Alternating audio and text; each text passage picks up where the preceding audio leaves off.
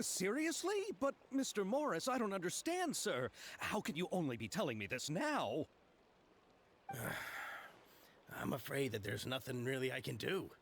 I'm really facing a crisis. My hands are tied. But what about my film? Well, I'm afraid you'll have to come up with something on your own. Take it from me. Sometimes you just have to let things go. Same goes for this film festival.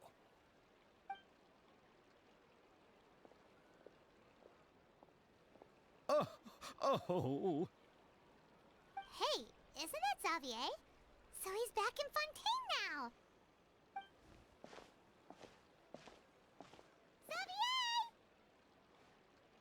Xavier! Oh, why, if it isn't the dear Traveler and Paimon. I really didn't expect to bump into you here at this time. Well, I was doing just fine until I received some terrible news just now.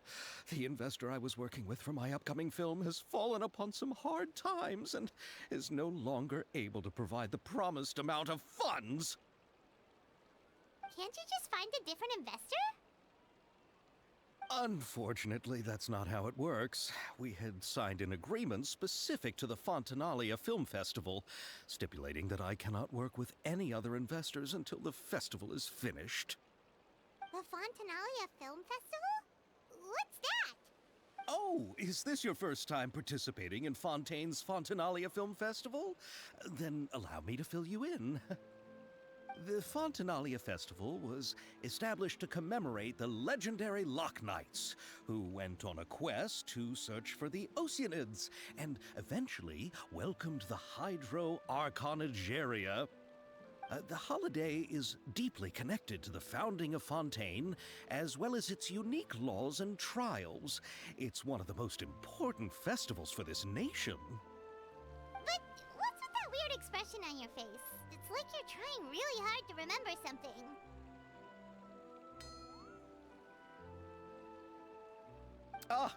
I was just trying to recall the exact description from the books, in order to avoid any unnecessary arguments over semantics. I usually try to recite things straight from the source. Well, either way, Paimon thinks she gets it now. It's just like the Windbloom Festival in Mondstadt, and the Lantern Rite in Lille. Yes, those are festivals of a similar variety. Who doesn't like a good festival? And just like those of other nations, Fontaine will hold a plethora of events around this time each year. To commemorate the Loch Knights, people will imitate them by putting on special costumes, raising golden cups, and going door to door asking for pure water. But a few years ago, Lady Farina started to find the whole idea a little drab, and so decided to change the part about pure water to sweets. That really doesn't surprise Paimon at all. The whole thing seems more akin to a carnival now, and it's quite popular among the kids. Every year you can hear a bunch of them saying, "Trial or treat." Oh, that sounds pretty fun. But how does that connect back to the film festival you mentioned? Ah, yes, it appears I've strayed off topic. I just got too excited after seeing you. Let me get back to the point. The Fontanalia Film Festival is an event proposed by the Fontaine Film Association this year. Now that film technology has matured as a medium, it's the perfect time to introduce more people to the art form. During this time, people may submit films to be evaluated, and the entry with the highest score will be given the Farina Award by the association. The what award? The Farina Award. You know, after the Hydro Archon. They coined it while Lady Farina was still in power, but even though things have changed, no one has made any motion to update the name. Perhaps everyone still thinks of it as a pretty appropriate name. Even though she isn't the Hydro Archon any longer, Lady Farina is still Fontaine's superstar. Anyone with eyes can see the way she shines on the stage. Huh. Alright. Guess the name does work pretty well when you put it that way. Oh, but who would have guessed there'd be an issue with the funding? How will I ever explain this to Miss Chiori? Not to say all the other actors who traveled all the way here from Inazuma. Chiori? Sounds familiar. Where have we heard that name before? Yes, that's her. I asked her to oversee the event's art direction, including the design of the actors' costumes and appearances. Oh, Paimon remembers now! Navia said that her clothes were designed by Chiori, and Kirara's outfit too! How to describe her? Well, she tends to be pretty direct and can be very forceful when it comes to dealing with people. The fashion world in Fontaine has dubbed her the Thundering Seamstress. Her remarkable designs have led many Fontainians to become very interested in Inazuma. Anyway, Chiori is acquainted with all the actors I've invited from Inazuma. Without her help, I don't think I would have been able to get such an international cast for the film. She really is a kind soul. Who are the actors from Inazuma? Do we know them? Why don't the two of you accompany me to the Aquabus station to welcome them? Judging from the time, the Aquabus should be arriving shortly. Chiori will be waiting to meet me there as well.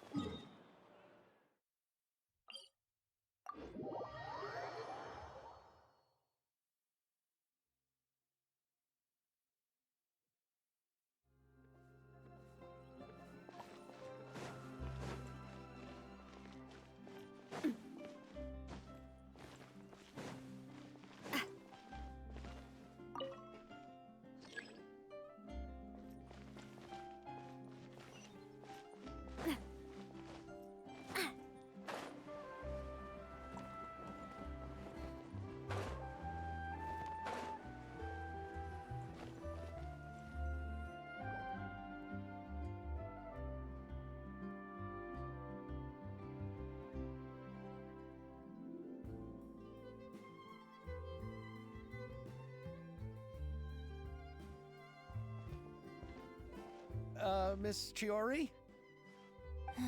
Your talk with the investor sure went fast. The Aquabus hasn't even arrived yet. Oh? And who are they? Allow me to introduce you. This is the Traveler and Paimon. Pleased to meet you. Likewise!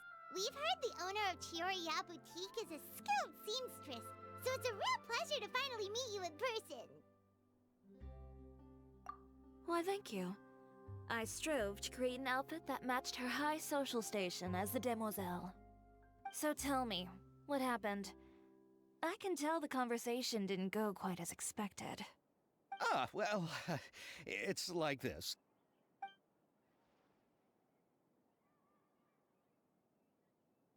Ugh. I know, Chiori, you don't have to say it. You did remind me that this investor was a little bit sketchy. Yes, there's no doubt about that. But how could I pass it up? He offered me twice as much as the others.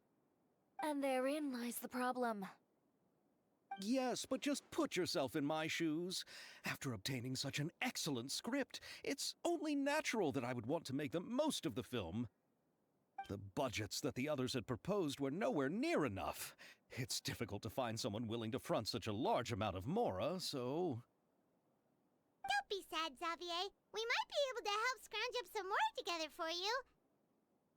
Oh, thank you, Paimon. That means a lot to me. But the cost of the film is staggering.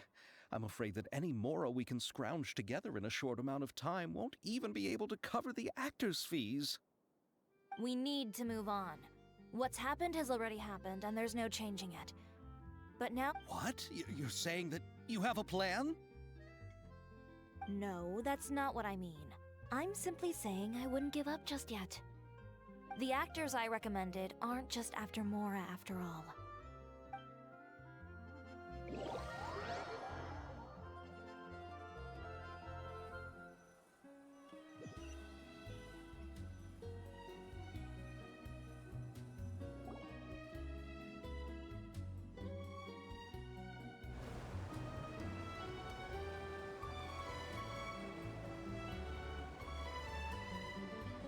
Really? Then where do you live? We Malazines live in Mercy Village. The only way to enter is from underwater. Oh, you must be pretty tired after work every day, right? I mean, you have to swim all that way just to go home. You're so thoughtful. But some Malazines choose to live in the Court of Fontaine because it's so much more convenient. This is our stop. Oh, we've arrived. But I haven't even finished chatting with Aval yet. I also enjoyed Aval's introductions to Fontaine along the way. Everything you described was so clear and detailed that we can't help but want to hear more.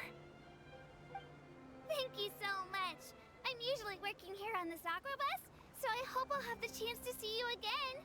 There are still many more places I'd like to introduce to you.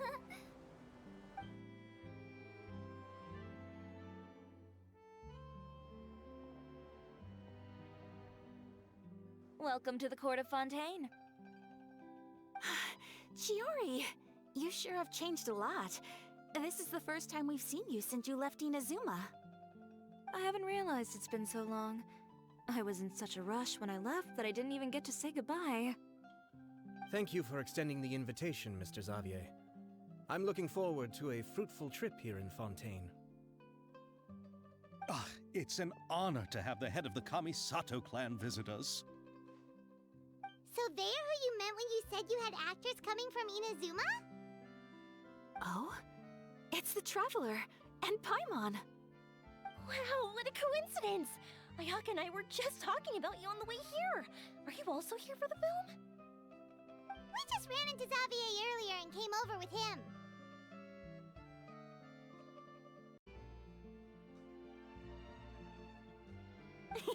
But I'm not an actress. Sir Kamisato and Lady Ayaka are the real actors here. I'm just tagging along with Ayaka to have a good time together. About that, I mean, how was I supposed to contact you when I was making preparations for the film? I figured you were probably busy, and I didn't want to disturb you.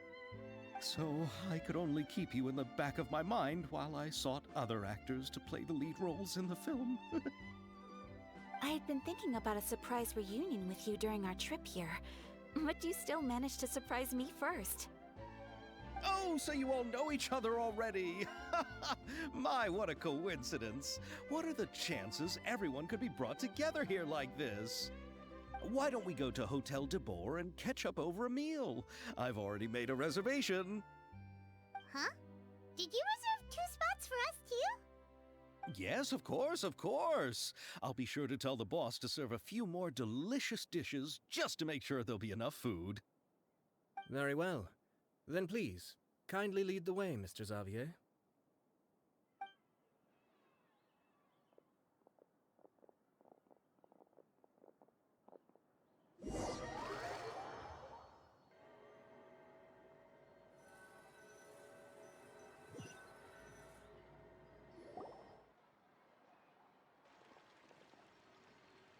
Wow, the buildings in Fontaine are so tall. Just look at how big they are. And there's the fountain that Aval mentioned earlier. It really is a magnificent sight. And look at that huge spinning sphere. Where does it get its power? Wait a sec! Could it be one of those clockwork mecha we've heard so much about?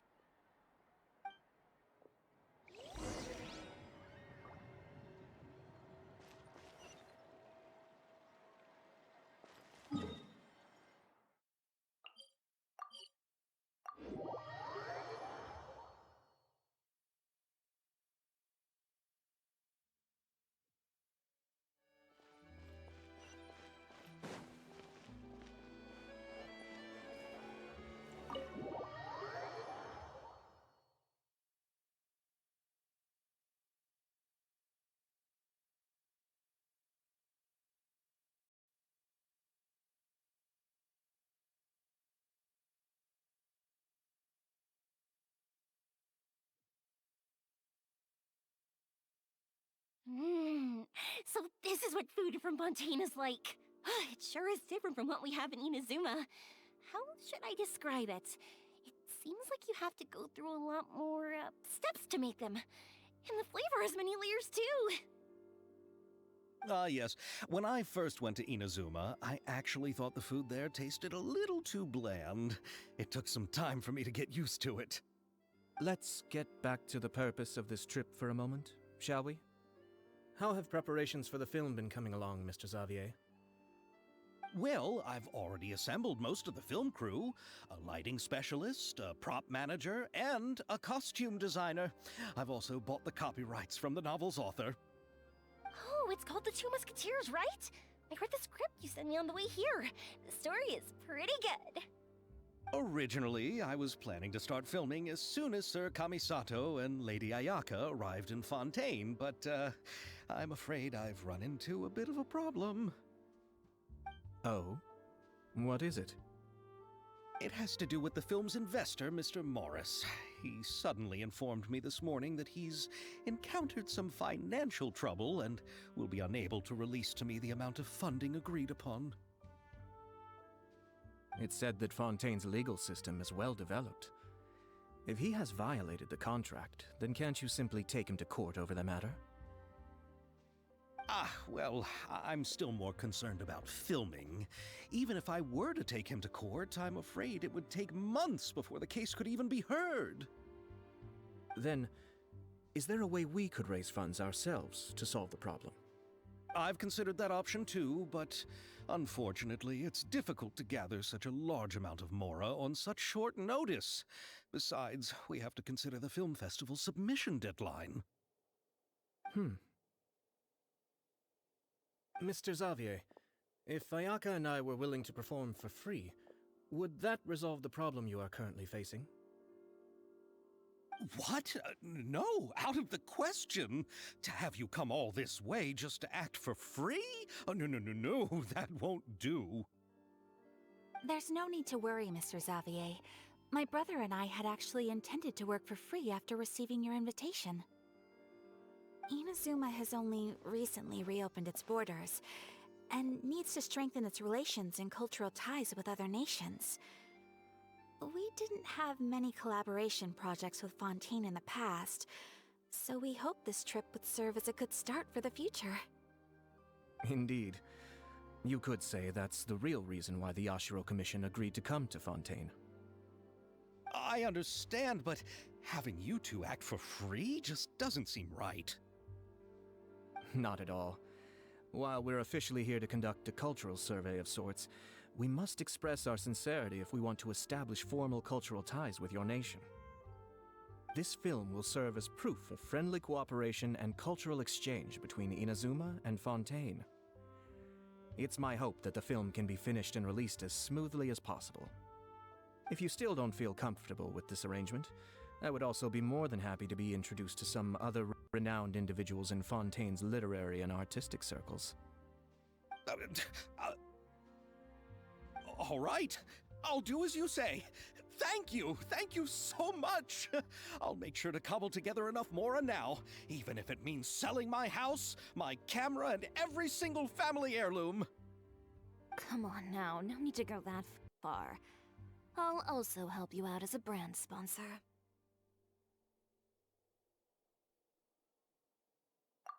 Me too! Even though I didn't bring much more to spend on this trip, it's still better than nothing. You are too kind, all of you. I really don't know how to. Ew. All right, enough about that. Now that we have Xavier's savings, my support, and 2 leads who are willing to act for free, I think we will be able to make this happen. So, instead of Mora, you'll help with filming and production. Oh, but how can we help with that? We don't know much about making a film. All right, pull yourself together, Xavier. Tell us if there are still any open positions left among the crew. All right. Let me think. We still need a camera operator, a clapper loader, and someone to manage logistics. I originally wanted to personally serve as director, but I've been too busy working as the producer. So the positions of director and director's assistant will also need to be filled. Paimon knows what the director and the logistics support person do, but what's a clapper loader? The clapper loader is responsible for using the clapperboard to record and organize the information of each shot when the camera operator begins shooting. The work requires both patience and careful attention to detail. A clapperboard? Oh, you mean the thing they hold that goes clap whenever they start filming? Yes, that's right.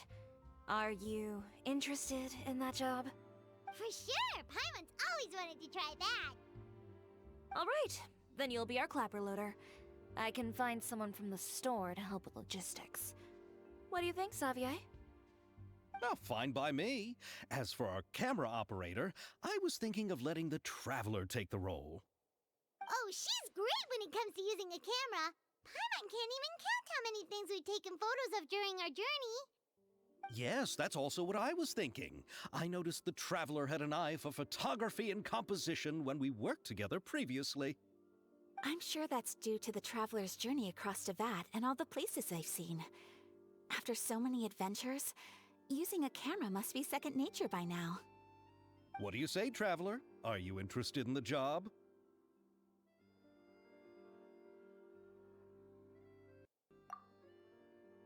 Thank you. It really means a lot to me. Come on, friend. Let me give you a big warm hug. So, all that's left for us to find is a director and an assistant. Oh, me! I want to be the director's assistant! All we need to do is help the director, right? I can handle that. All right, then all we need is a director. Oh, all the well-known directors in Fontaine are probably also busy working on their own films these days. I'm not sure who will have time to help. Oh, Farina helped out a theater troupe recently by serving as an artistic consultant. She could be a good director, right? Besides, it's not like she has anything else to do right now. Farina? Do you really think Lady Farina would be willing to help us with our humble project? Isn't that the name of Fontaine's Hydro Archon? My brother has already informed me about what happened here in Fontaine. Yep, that's her. She helped out a theater troupe not too long ago, and now she's taking up work as a director. Well, I saw that musical. Her performance was perfect, and the storyboards were also excellent. Don't let her former identity intimidate you. She's the best candidate we can think of right now. You'll never know until you give her a shot. fine. You're right, Shiori. I'll do anything for the sake of my film. Anything! Then I'll have to ask the Traveler and Paimon to show me the way to Lady Farina's residence. I just hope she'll agree to help. Do you need us to also come along? No, there's no need to trouble you with this. Besides, you've just arrived in Fontaine, and I'm sure there are many places you would like to visit. Just leave this task to me. It's part of my duties as the producer. Very well. Then we'll be waiting to hear the good news. I'll go with you. By the way, you might want to consider bringing a gift. And don't worry, we won't simply drop you off at Farina's place. We know Farina pretty well by now, so having some familiar faces there should help your chances. Besides, the whole thing was our idea in the first place. All right, then I'll start making preparations. As for the gift... A A gift for someone who was once seen as the Hydra Archon. I wonder what she would like. I recall that Lady Farina once fancied a clockwork ring, so perhaps I should get another exquisite clockwork contraption for her. Huh? Can't we just bring some desserts, like the Fontanelia mousse? But wouldn't that be a little too cheap? She does like desserts, though. Isn't the Fontanelia festival happening right now? I heard Abel tell us on the Aquabus that Farina introduced the tradition of going door to door and asking for sweets. To do something like that, she must have a real sweet tooth. I agree with Yoimiya. If the gift is too fancy, it might actually make her feel more uncomfortable. Alright then, let's go buy some Fontanelia mousse!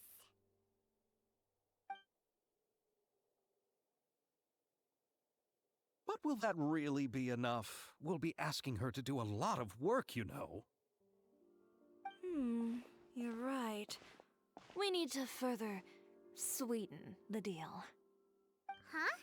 You want something even sweeter than Fontanelia mousse?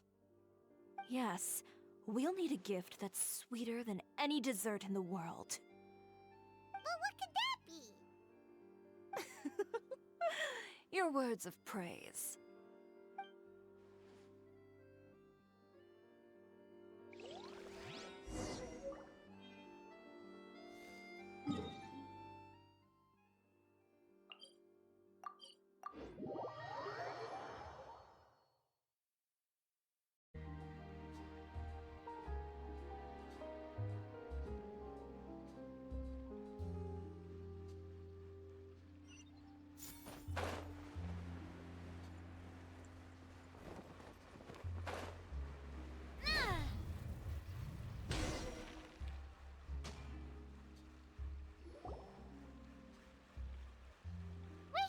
This is where Farina lives.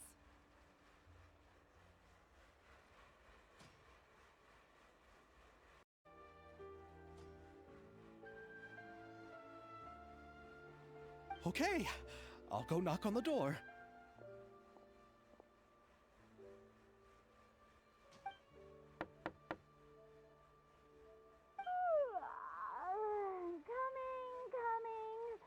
Coming.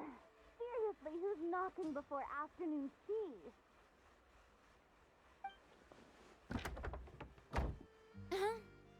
Who are you? Lady Farina, please allow me to introduce myself. I am Xavier, a film director. Hello. Oh, is that the Traveler in Paimon I see behind you? And who's this? I'm Chiori. Ah, the one from Chioria Boutique. Hello, hello. So, what are you all doing here? Do you need something? Did you just get up, Farina? It's already past noon, you know. Huh? Oh, Paimon means the weather is so nice in the afternoon and the sun is so warm. Just like how you make us feel. Sleeping in late is a really smart idea. No. I was just up late last night reading some novels. What does sleeping in have to do with the weather? This is a small gift we've prepared for you, Lady Farina. We hope you like it. No need to be so formal. I'm just a regular person like everyone else now. Oh, is this Fontanelia mousse? It's one of my favorites! That's great! So, actually, there's something we need your help with. Given your renowned passion and understanding of drama, I would like to ask that you serve as the director of our film crew. Oh, but didn't you just say that you're a director? Yes, but for this particular project, I'm mainly working as a producer. Besides, I'm sure that your understanding of the performing arts far surpasses my own, Lady Farina. Are the Traveler and Paimon also part of the film crew? Yep, we sure are. Paimon's the clapper loader and she's the camera operator. camera operator. That can be a pretty technical job, and it directly affects the final quality of the film. Are you really up to it? No, I'm not questioning your abilities. It's just that I've never really seen you use a camera before. Maybe you can come up with a test for the Traveler and see for yourself. If she can satisfy you with her camera skills, then you'd have nothing to worry about and can join the team. What do you say? You sure are getting better at rolling with the situation, Paimon. Oh, I do wish to see how skilled the Traveler really is with a camera. Alright, how about this? We'll work with what we have. I'll give you some scenarios and see if your work is up to my standards. Very good. It's essential for the camera operator to understand the director's vision. I'll make my decision after seeing your work. Are you ready? I have high standards, you know. Okay, grab the camera and I'll give you a scenario.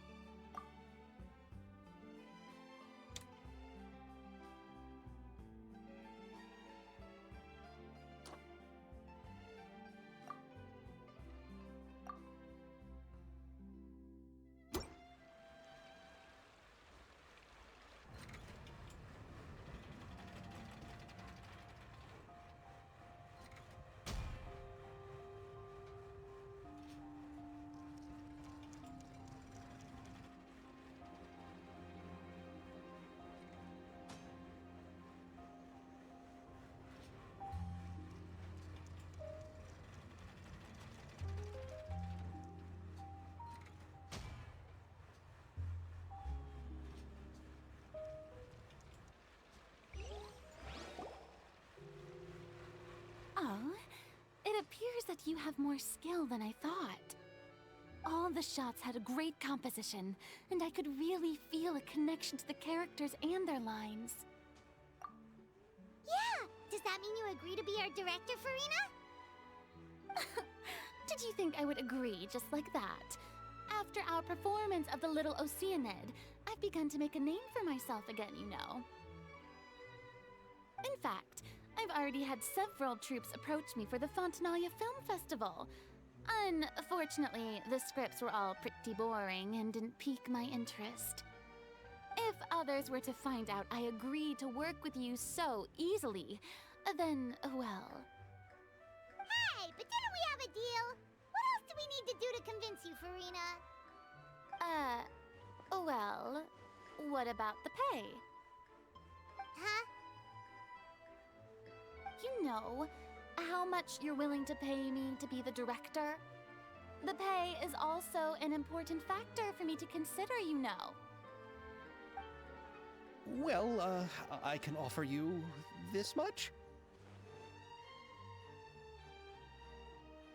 What? That's all? If Nervulat were to hear of this, he could charge you with underpaying your labor. I'm sorry, but our crew is in a tight financial spot at the moment. I see. Well, even though it's highly unlikely now that I'll join your crew, there's still something I'd like to ask. Exactly what film are you planning to make? Oh, our script is an adaptation of The Two Musketeers. Huh? Wait, you mean the suspense thriller novel that was a #1 bestseller? Oh, so Farina's read it too. Of course I read it. I've always had a keen interest in artistic works that strike a chord with the populace. I see. It all makes sense now. You must have used most of the budget to pay for the copyright. Not really. The novel's author transferred the copyright to me practically for free once he heard that I wanted to make a film adaptation of the story. The lack of budget is due to another issue. He probably just wants to get his name out there. So, Mora isn't the most important thing to him right now. It reminds me of a delivery courier who wears one of my designs while traveling all across Teyvat. I didn't charge her much for the outfit either. The exposure she provides for my brand is well worth it. So, are you a big fan of this story, Farina? Well, it's alright. The pacing of the story is good, but the character relationships could use some work. When I was reading it before, I always felt like some things were left on a rather unsatisfactory note. I have, Mr. Xavier, if, hypothetically speaking, I agree to be the director, how much freedom would I have in terms of script revisions and creative interpretation? Oh, as much freedom as you would need. I wouldn't dare doubt the tastes of Fontaine's greatest star. Good. Then I'm free to alter the script as I see fit. Absolutely, no problem.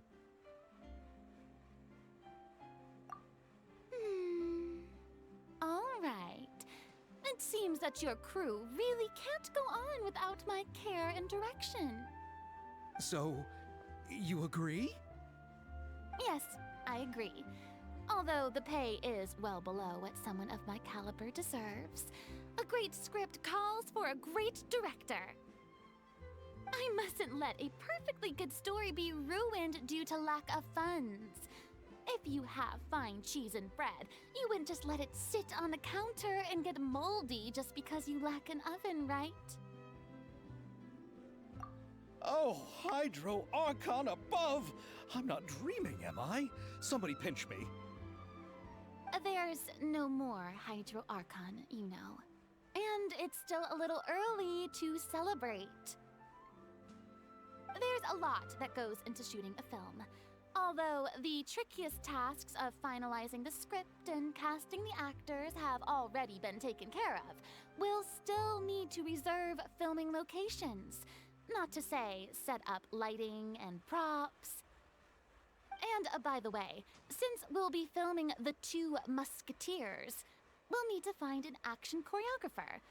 Ideally, a professional who has actual experience with muskets. Yes, I've thought about this as well. I was hoping that you might know someone who could handle the job. Me? If this was before, I could have simply asked Glorand. But it's already been some time since I last talked to her. Navia can also use firearms, but unfortunately, her style is quite different from that of the characters in the story. Could we ask the Special Security and Surveillance Patrol? Oh, you mean the Special Patrol's Musketeers? Yes, that's right. They work with muskets every day. I can't think of anyone more qualified than them. They would be under Nervilette's jurisdiction. Unfortunately, I, don't have any connection with them at all. So, in the end, we still have to start by talking to Nervilette. No need to go to all that trouble. I know their Captain Chevres. Oh, you do? Wait, Chiori, how do you know the captain of the Special Patrol's musketeers? No particular reason. Running a business means dealing with some trouble from time to time, and she's helped me out on a few occasions. In return, I've helped her handle a few situations in which the Special Patrol couldn't get involved directly. So, we've gotten to know each other over time. So you're saying there's been times when the Special Patrol needed a fashion designer to handle a situation? Your work is becoming more and more mysterious. It'd be best to keep it that way. Anyway, enough about that. What do you all think about asking the captain to be our musket action choreographer? She sounds professional enough. She is a captain after all. I have no objections. But I imagine the Special Security and Surveillance Patrol must be busy with their duties. Do you think she'd really have time to help with shooting a film? And then there's the issue of pay. Well, it just so happens that she's also not the kind of person that's just after Mora. As for whether she has time, I'll have to go and ask her first. Then I'll leave that to you. Macaroni's on sale today, so I've got to go. You can just tell me how things went when we discuss tomorrow's plan later. No problem. Having Farina join feels like a big boost to our team. Of course. Just wait until the day of our premiere. You'll witness the true power of my name in these lands. You'll be so glad I agreed to help. I can guarantee that even the standing tickets will be sold out. I'll be sure to ask some people I know to see if they'd be willing to act as extras. Seems like you're finally getting more comfortable with your own reputation now. I didn't ask for the Clapper Loader's commentary, Paimon. Then let's get going. I happen to know where Chevrolet is today. By the way, I'm curious. If my pay is so low, then what about our two lead actors? Didn't they travel here all the way from Inazuma? Actually, they told us that they see the trip as part of a cultural exchange, so they didn't ask for any pay. What? So is every person in Teyvat who doesn't want money gathered here to shoot this film? Don't tell me Chiori isn't being paid either. I already knew Xavier from before, and he's also agreed to give my brand some good exposure. It seems the gods have really smiled upon you, Xavier. And that certainly doesn't include me, mind you.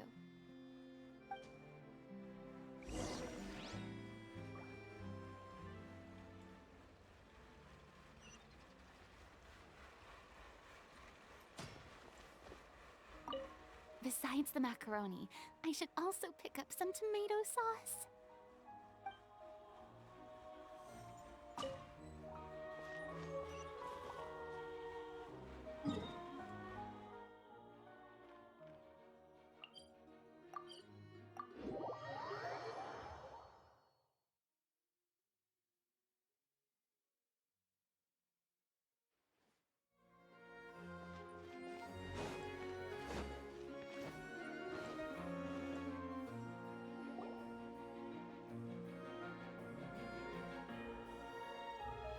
All right, this is the place. But where's the captain? There's hardly anyone around here. She's over there. The one with an eye patch reading in front of the newsstand. Oh, her! Paimon could tell there was something different about her. She seems kinda intimidating. Please wait here for a moment. I'll go fetch her.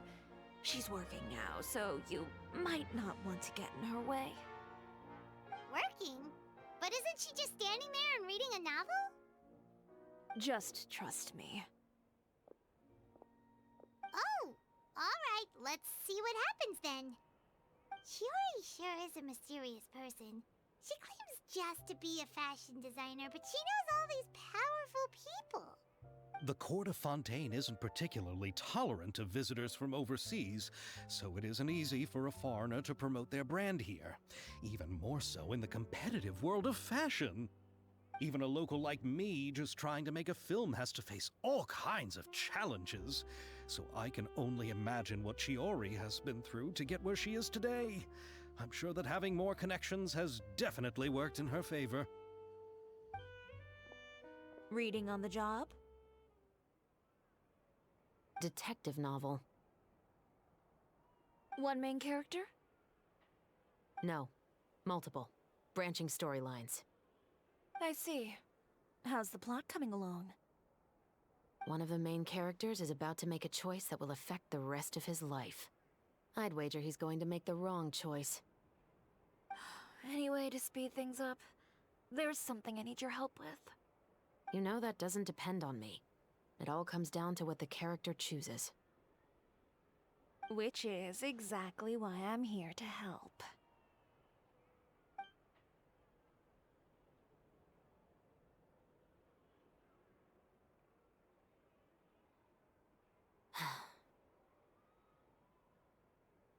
All right. It appears he made the wrong choice in the end. Halt!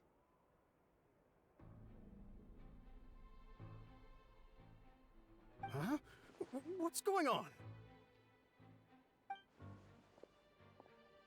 Hand over whatever you're holding. Oh, it's just a book. I didn't buy anything else. Then I'm sure you wouldn't mind letting me have a look. Excuse me, officer. I don't mind you standing around here, not purchasing anything, but I'd prefer if you didn't disturb my customers. It's bad for business, you know? Don't give me that act. You won't be able to get off so easily either.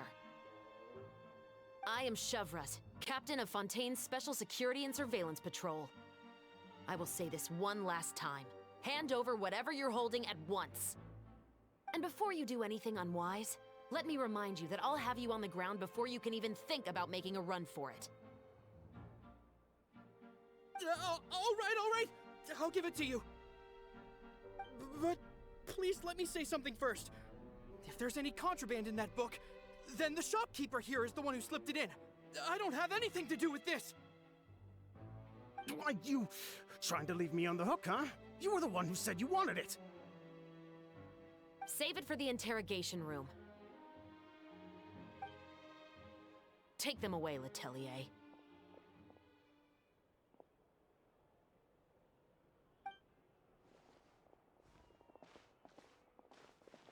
What's going on here? One second you're reading a book and the next you're escorting people away! And who are... Oh! Aren't you the traveler who's been all over the papers recently? Chiori, I'm assuming what you wanted to ask me about has to do with them, right? Maybe I can let you in on what's happening then. Now that Vacher has been brought to justice, no new shipments of synth will be made and distributed to sellers. The Fontaine guards have been busy collecting the remaining synths still circulating on the market. Thanks to a tip from our reliable source here, this should be the very last batch. Oh, so you were pretending to read a book in order to catch the bad guys! Oh, Paimon almost forgot to introduce ourselves. Paimon is Paimon, and this is the Traveler and Xavier! Hey, I'm Chevras. You probably already heard me introduce myself, so I won't bother repeating it. Yeah, why didn't you make a move as soon as you had the chance? Were you worried that my intel wasn't accurate? No, I wanted to see if the shopkeeper would turn himself in first. All he had to do was come up to me and say that he didn't know where the synth had come from. He had the whole day to turn the synth over to Chevras. But instead, the moment I came up and blocked Chevras' line of sight, he took the opportunity to sell it off. Yep, he made the wrong choice, even though the right choice was right there in front of him. But you knew they wouldn't make the right choice. Yeah, I knew. I was just hoping I'd be wrong for once.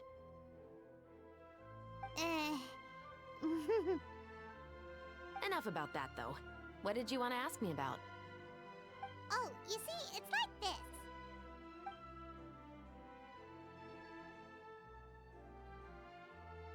The Two Musketeers. You certainly have a good eye for a story. So what do you need me to do? Just be the action choreographer for the actors? Yes, that's right. I want to make sure we get all the details right. I want the actor's posture and understanding of firearms to be as realistic as possible. However, I'm afraid this work will require a bit of your time, since you'll have to be present whenever we're filming. Also, as for the pay... No need to say any more. I'll join. Huh? Just like that? Really? You're willing to help us with our humble film project? Sure, it's no big deal. As I said, we've wrapped up our investigation here, so I don't have any other tasks on my plate for the moment. Besides, I personally really like this novel. I even have the collector's edition at home. Stories where justice prevails over evil never get old for me. Then we've got a deal? Yes, I'll see you on set tomorrow. Oh my! I can hardly believe it! I should tell Lady Farina immediately. Oh, and I must tell the prop manager and lighting technician to get everything ready. We start filming tomorrow! Calm down, Xavier. The film is going to take more than just a day to finish. Still, I should also head back now and start preparing the actors' costumes and makeup. Alright, guess that's it for today then. Traveler, Paimon, please stay for a moment. I have something to tell you. Then I'll take Xavier back. Poor thing. He's so excited that he can't even walk straight anymore. I don't want to spend our first day fishing our producer out of the fountain. He'd better.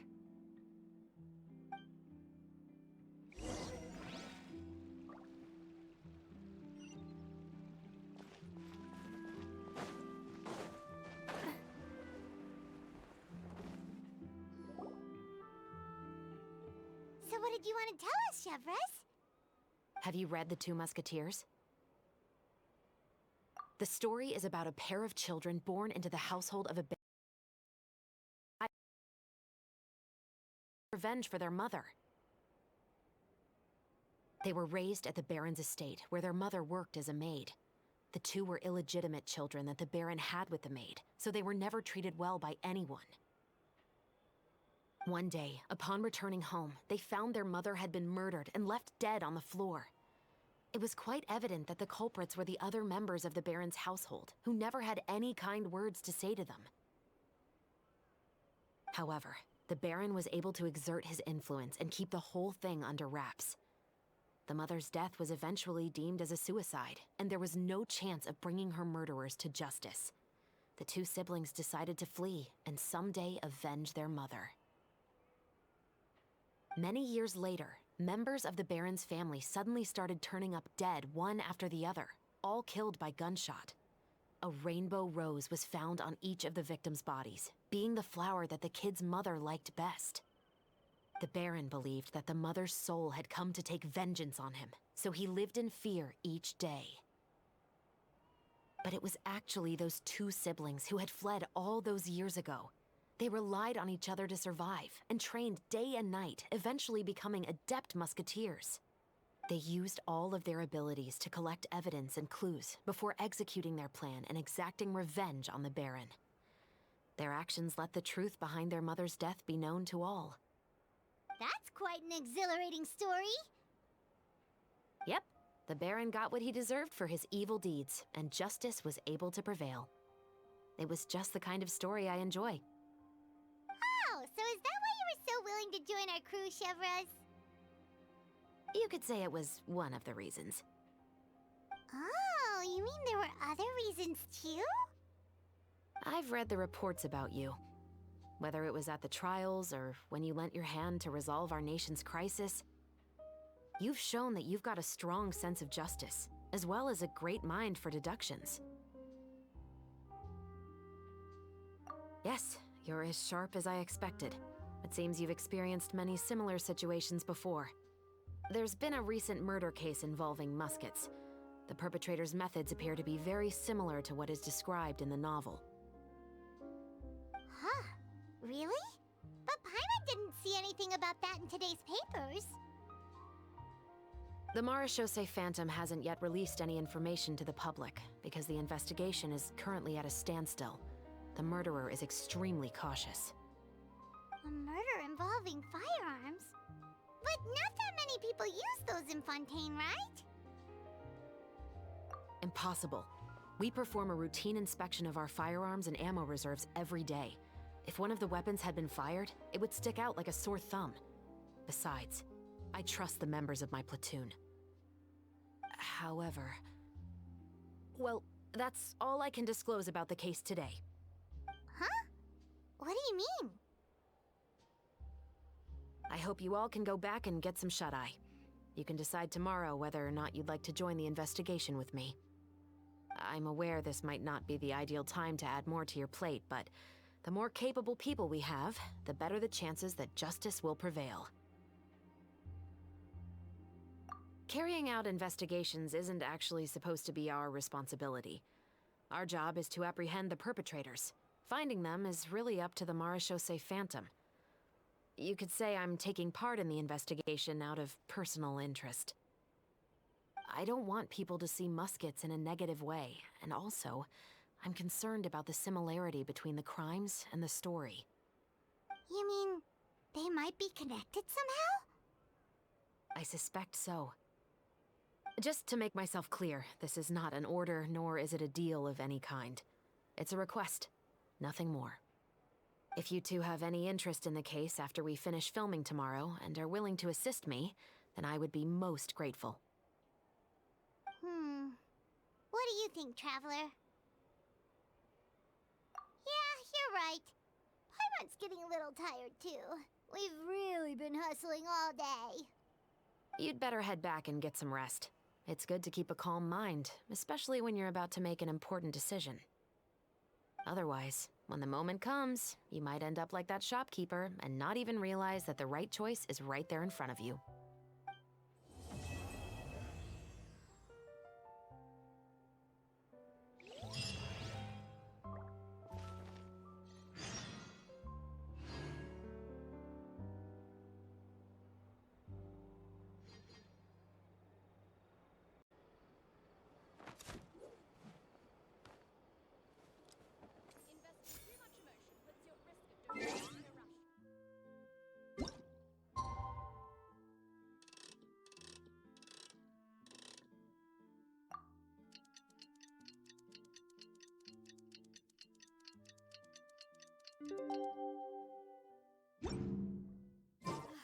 It's finally time to meet up with everyone. Paimon even dreamt of making the film last night. If Paimon remembers right, we're meeting at Hotel de Boer. Let's get going.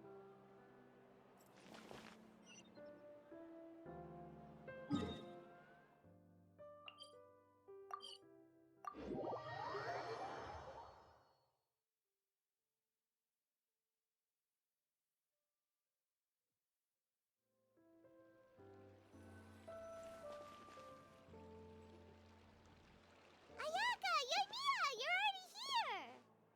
Good morning. Xavier said yesterday afternoon went well. Yeah, and how about you, Ayaka? What were you up to yesterday? After we split up, Ayato went to see Udex Nervillette at the Palais Mermonia. I was originally thinking of going with him, but he said he could manage it himself. He told me to go see the sights around Fontaine and to enjoy the local culture. So I rode the aqua bus with Yoimiya and visited the opera house on Aranias Island. Yeah, you wouldn't believe what we saw there!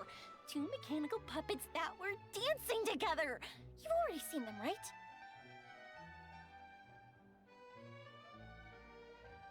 Yeah, those two! Amazing, aren't they? We sat and watched for quite a while. It was mesmerizing. Like we could keep watching them forever. Oh, it was the same for us the first time we saw them, too. Afterwards, we went swimming at the beach! Well, diving, to be exact. It was the first time I ever breathed underwater! I held Ayaka's hand and we counted down together. 3, 2, 1, and then splash! We were beneath the waves.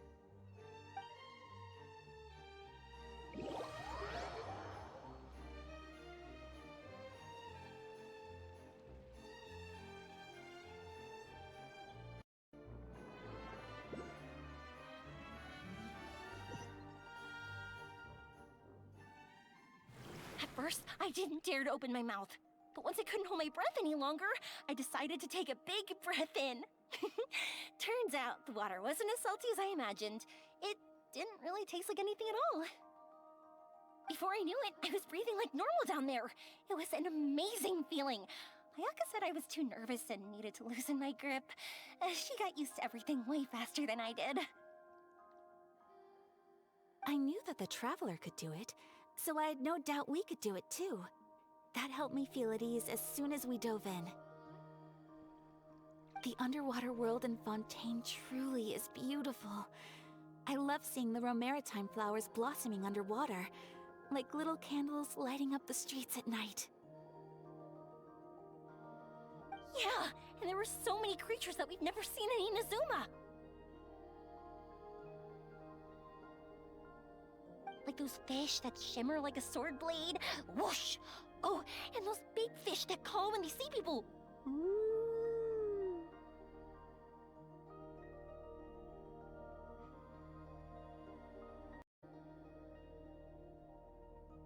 Oh, you mean Hunter's Rays and Blubber Beasts. I just love the name Blubber Beast. Just wait till Pops and the others hear about this. They probably won't believe a word I say.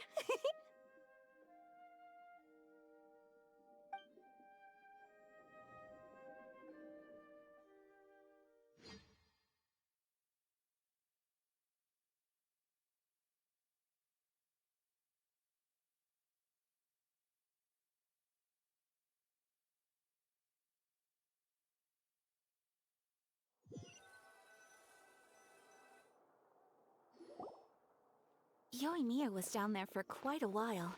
It was dark before we finally rode the aqua bus back to the city. I figured she'd want to sleep in today. Yeah, even I was worried that I wouldn't be able to get up. I still felt like I was drifting in the waves when I went to sleep last night. But as soon as I woke up today, I remembered that we'd all be shooting a film together, and I was ready to go. Speaking of the film, where's everybody else? My brother and Xavier were speaking to the restaurant owner about using the place as a filming location. They should be here soon. As for the others, We're here.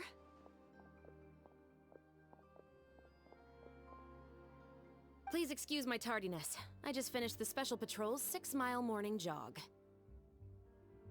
Wait, 6 miles? I'm so tired. I heard you all chatting, so I decided to come down. I sure could use some of that endless energy everyone else has. good morning, everyone. Morning. Can someone fetch me a cup of coffee? More milk, hold the sugar. Sure, I'd be happy to do that for you. No, you can't go anywhere. Please, have a seat over here so I can get started on your makeup. Ugh, the last thing I want is coffee stains on my costumes. I can get the coffee. It's the perfect job for an assistant.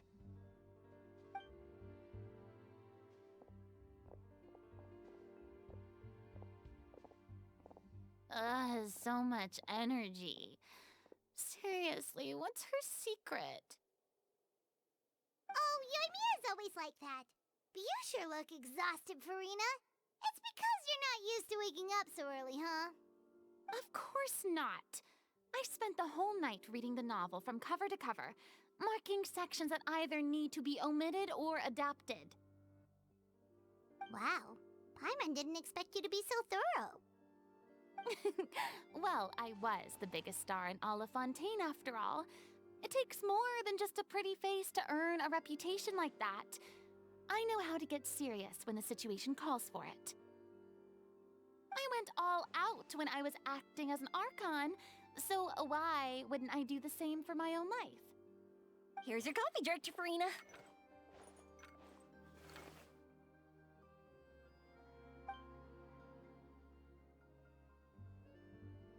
Oh, thank you.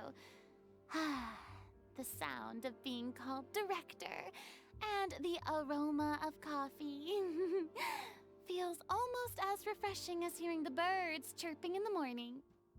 Ah, it seems everyone has managed to arrive on time.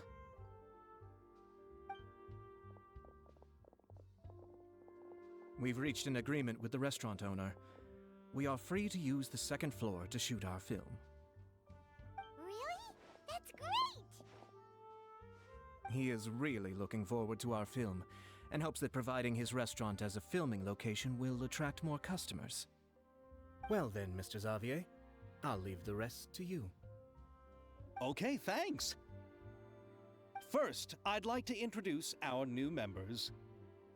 This is our prop manager, Veronique. She'll be in charge of all the film's props and items. And this is Bonneau, our lighting technician. He'll be in charge of lighting and illumination to set up each scene's atmosphere. Wow. Sure feels like we have some real professionals joining the crew now. First of all, please allow me to first express my sincerest gratitude to everyone in the crew. When my investor informed me yesterday that he wouldn't be able to provide the funds, I really thought that this was the nail in the coffin for this film. I had no idea that I'd find so many people willing to help me on such short notice. Thank you. Thank you all from the bottom of my heart. No need to be so cordial, Mr. Xavier. We're all honored to be a part of this. Your works made a profound impression on me when I saw them back in Inazuma. I am sure that someday, this film will be remembered as a prime example of cultural exchange between Fontaine and Inazuma. Yes, the story is the reason I agreed to join. I can't bear to even imagine what this film would look like without the very best director. Anyway, I would like to make a promise to everyone that as the producer of this film, I'll do whatever I can to ensure that everything goes as smoothly as possible. This is not just my film. It also embodies the thoughts and feelings of every person here, as well as the endless effort we are about to pour into it. So, without further ado, the Two Musketeers will officially begin filming now!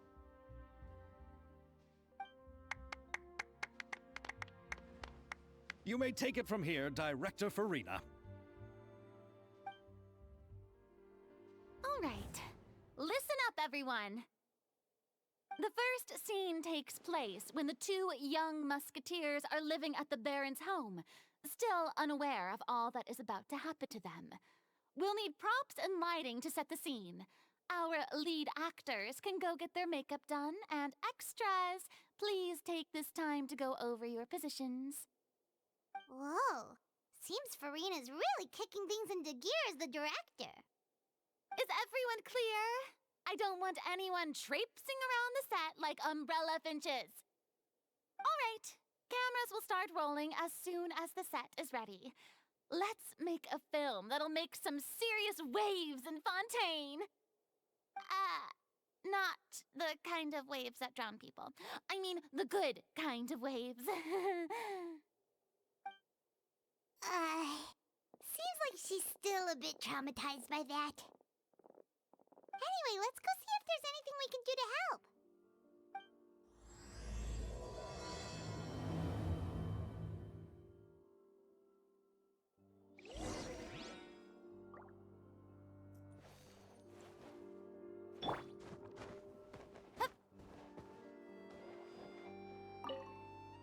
I don't need any help here.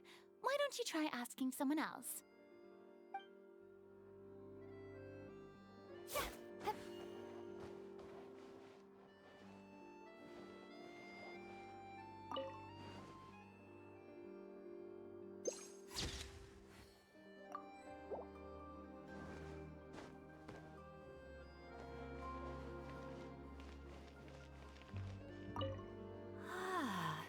So this is what a musket looks like.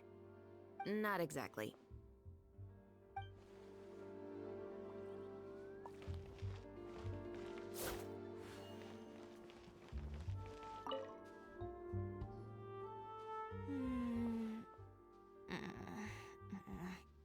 Ayaka has mentioned you to me before. She said that you two were great friends when you were kids. No talking. I'm thinking about how to do your eyeshadow. Ah, yes. To help me really look the part. To achieve a more young and naive look for this scene. Are you saying the wrinkles around my eyes are too deep? You just have too much of a calculating look in your eyes. You sure don't mince your words.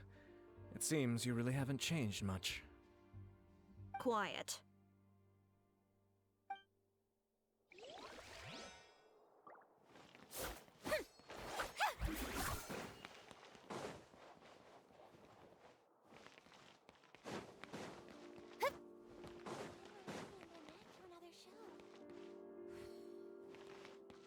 I gotta make sure Lynette stays away from the D-tracks.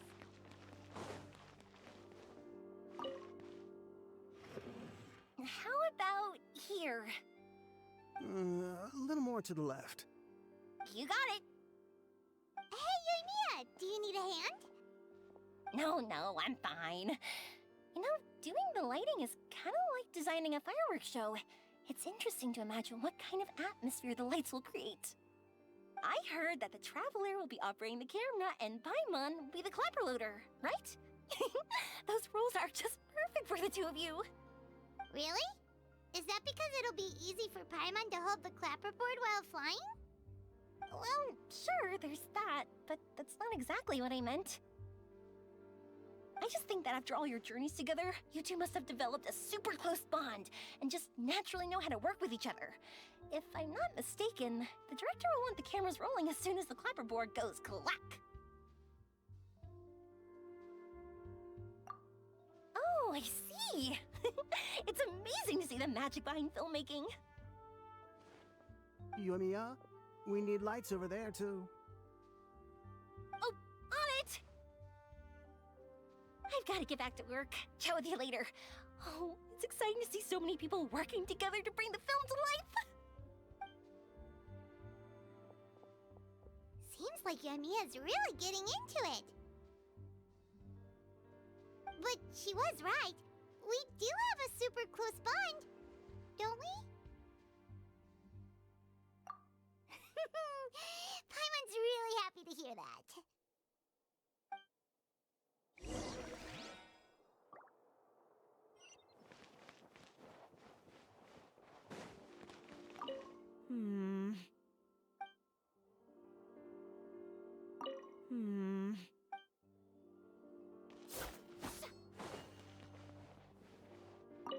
I don't need any help here.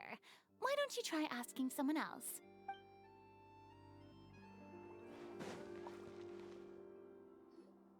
So, this is a real musket? No, it's just a prop weapon. Not bad. Have you seen a real musket before? Only in books and newspapers. I made this one based on the relative shape and proportions I saw in reference images. When we're filming, some special gunpowder will be applied around the muzzle, which will help create the flash and smoke effects of a real gun being fired. Which means it'll be up to the actors to portray the recoil. That's right. The sound effects for gunshots will also be added in post-production. Thank you, Veronique. I think I know where to start now. However, the musket's gears and firing pin could still use some work. Adding some wear on the metallic components will make them appear more realistic. Also, be sure to rub the muskets with some oil each time before we start shooting. That'll give the impression that the firearms have been well maintained. Good point. You seem to know a lot, Miss Chevres. I assume you use these types of firearms on a regular basis? Yes, I perform routine maintenance on my weapons every day. Just like we as people need to eat and sleep, muskets need to be cleaned and maintained. I also perform similar care for my sword every day, and familiarize myself with its shape and weight, to the point where it feels like a natural extension of my body. Yes, this way, our weapons will never betray us in the heat of battle. Yes, well said. It seems we have the same philosophy on this topic. Oh, sounds like they found a common interest to talk about. Though these props differ from the muskets I use, I can still give you some pointers. Good. I look forward to your instruction. First and foremost, never point the weapon at anyone, regardless of whether it's a real or prop weapon or whether you're holding it or it's on the table. This holds for any time when you're not actively engaging an enemy. Okay, understood. When aiming the musket, extend your arm so that it's level with your shoulder, and use your eye to look down the weapon's sights. Like this? Not bad. Now, try saying your lines. This is the end of the road for you. Good. Now turn your body a little. That way, you'll give your enemy less of a target to work with.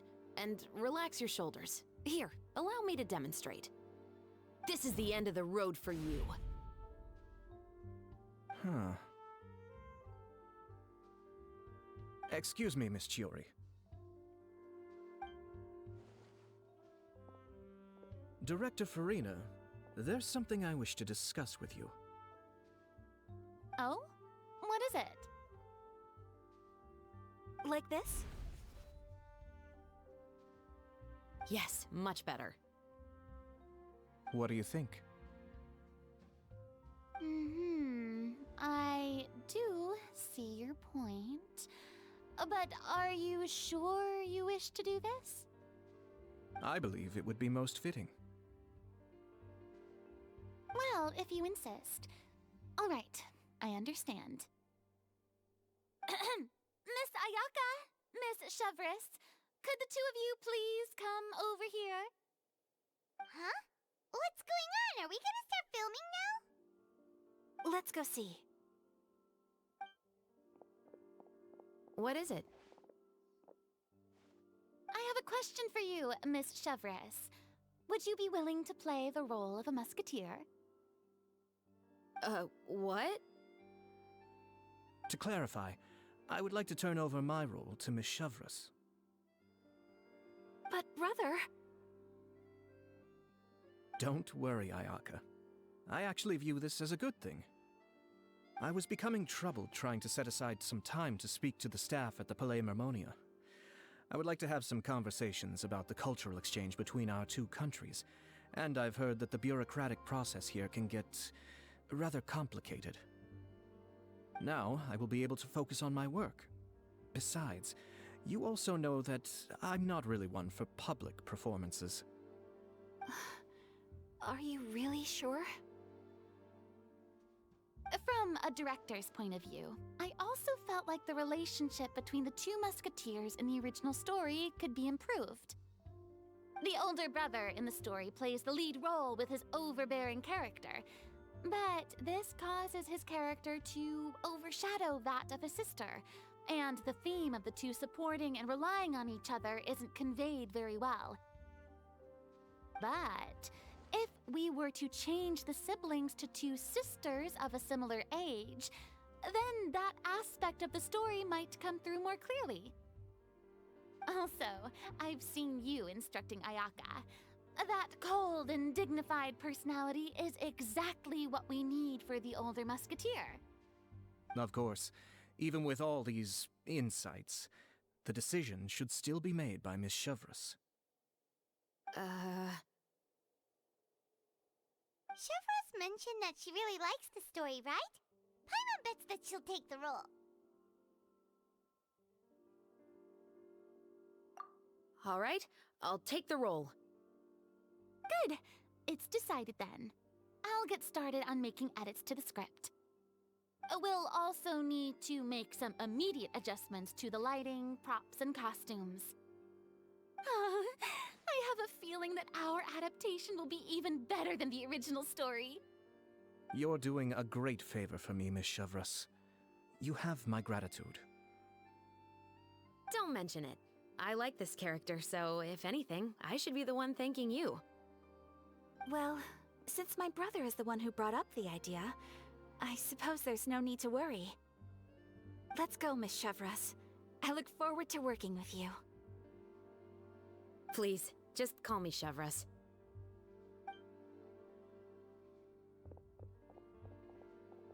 Seems like you're really going out of your way to solve the problem I was having with your makeup. Surely you jest, Chiori. I assure you that I was mostly motivated by a desire to spend more time on formal business. Oh, come on. You really think I'd buy that? According to what I've heard from Ayaka, her brother is someone who can juggle 10 different matters at the same time. I'm sure you have other reasons for backing out. Perhaps. Ayaka always said she wanted to go out and see more of the world, just like the Traveler. But I feel that she needs not only to see other nations, but also to make some different kinds of friends. I think it would be harder for her to make new connections with me constantly by her side. I would like to give her some space. Alright, go on. Spoil her some more. Ayato, it's too bad you're stepping down from the role. Paimon really wanted to see you act as a musketeer.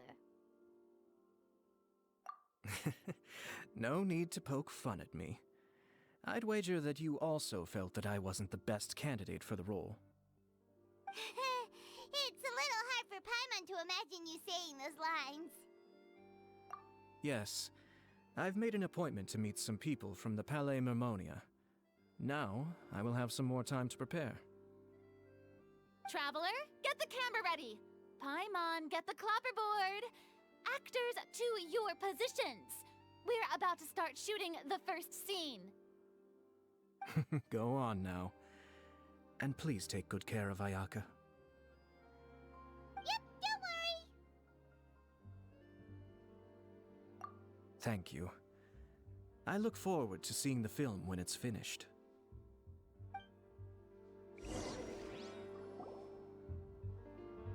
All right, now that we're all here, let me help set the scene for everyone.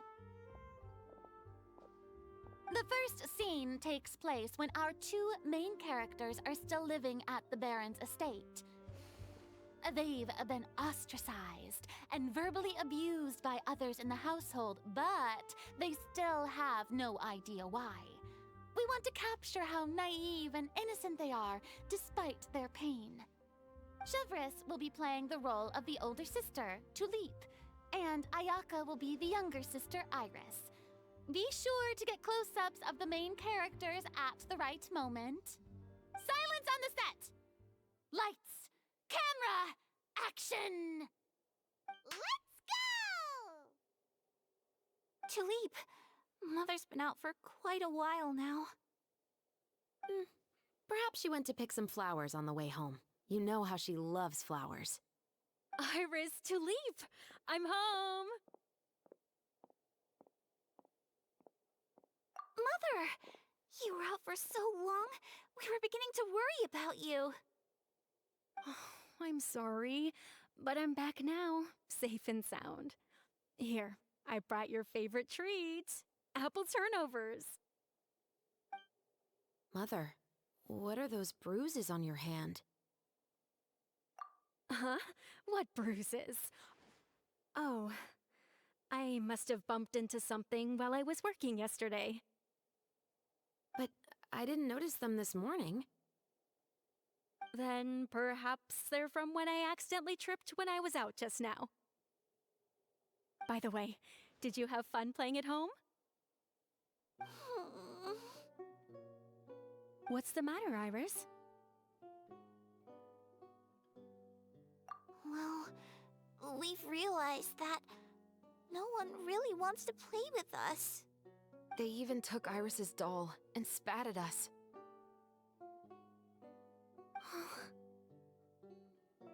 And they even called us names. They said we were... Shh! It's all right, don't worry. Girls, listen to me. It doesn't matter what anyone says. Don't listen to them. No one can define you with such words. You both have wonderful lives ahead of you. Just like your names. You will both blossom like beautiful flowers.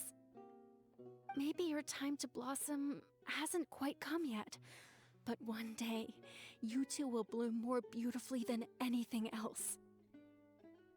Don't let the soil you're in now ruin your future beauty. Understand? My dear daughters. And cut! not bad. The actors' emotions were all on point. Let's keep that take. Also, if our clapper loader could avoid shouting at the start of the scene next time. Oh, got it.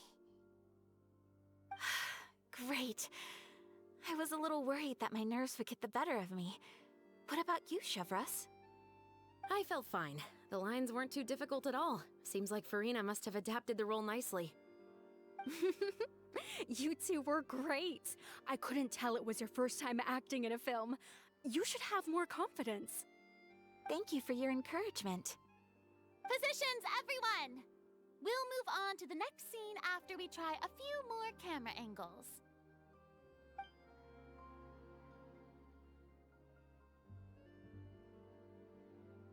This scene is when our two characters return home, only to discover their mother has been murdered. Ready? Lights! Camera! Action! Mother, we're back! Mother?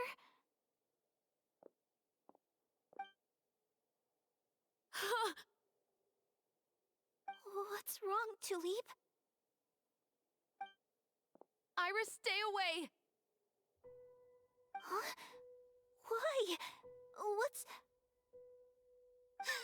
Mother! Mother...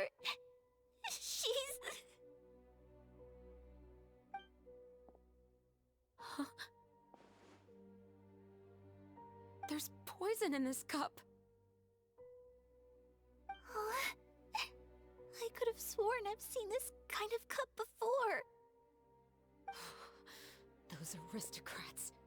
They didn't even try to cover up their actions.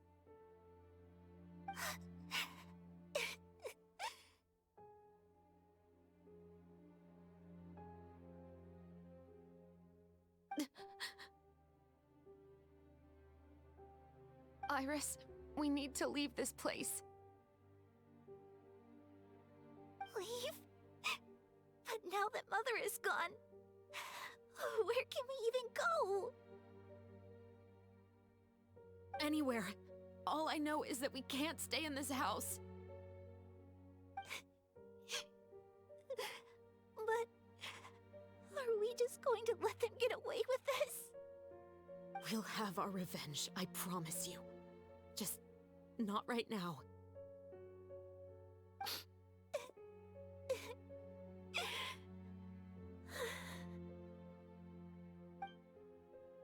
Come on, let's go.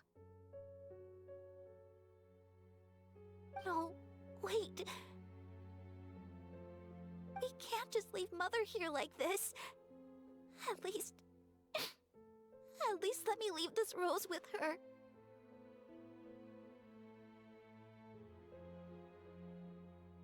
That's why we went out in the first place. To buy her this flower. All right.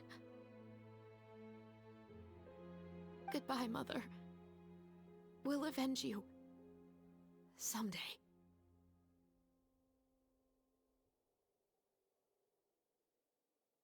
And cut!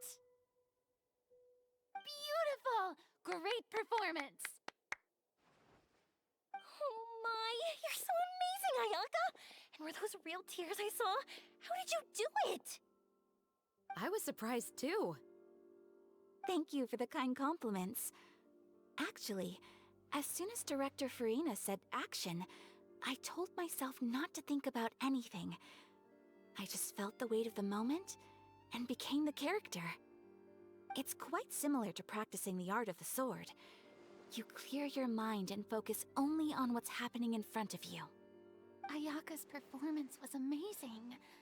Have I discovered an acting prodigy?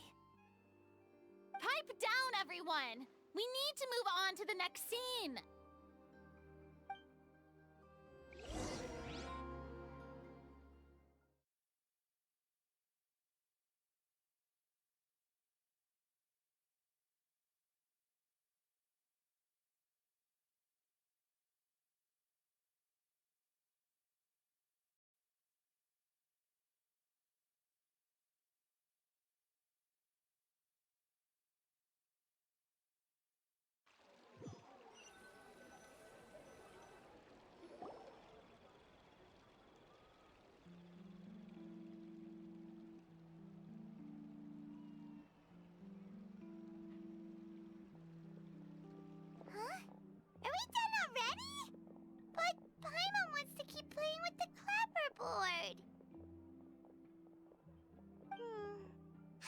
feel, Traveler? Is your arm sore from holding the camera all day?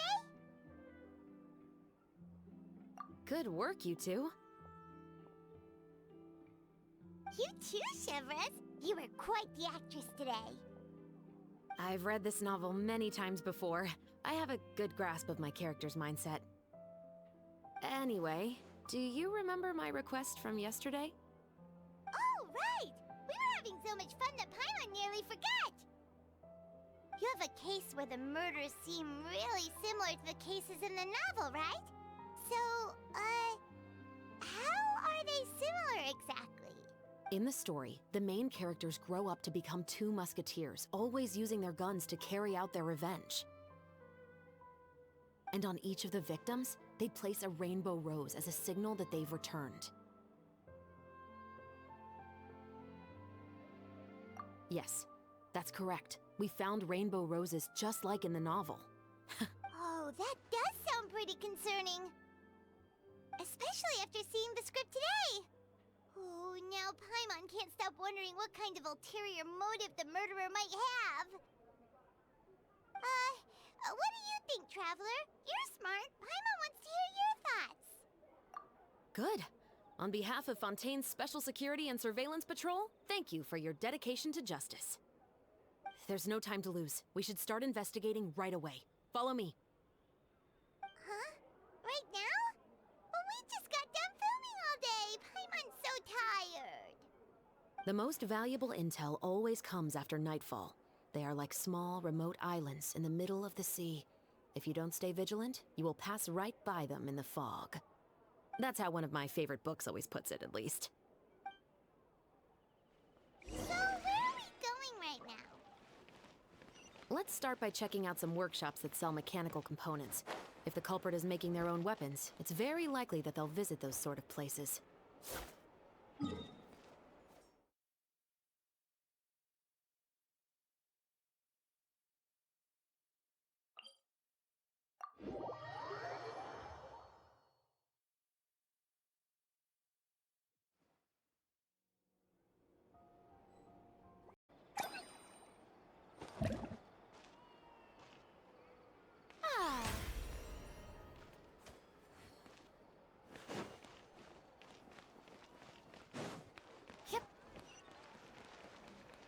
So hard to pick the perfect gift. Welcome to Le Show's Clockwork Workshop. How can I help you? Hello. I'd like to know if anyone has purchased some special components lately. Special components? Sorry, could you be more specific? I mean the kind of components that aren't typically used for clockwork toys, but for firearms. Huh? For firearms? No, we don't sell those sort of things here. Don't misunderstand. I'm not here to cause any trouble. We are merely investigating a case, and we're hoping that you could cooperate. Well, to be completely honest, I'm not even sure what kind of components that would entail. Has anyone ever purchased components here as an individual rather than on behalf of an organization? We have a lot of customers who buy toys, but those who buy components are all regular customers who buy in bulk on behalf of their organization. Is that so? I understand. Thank you for your cooperation. You're welcome. It's the least I can do.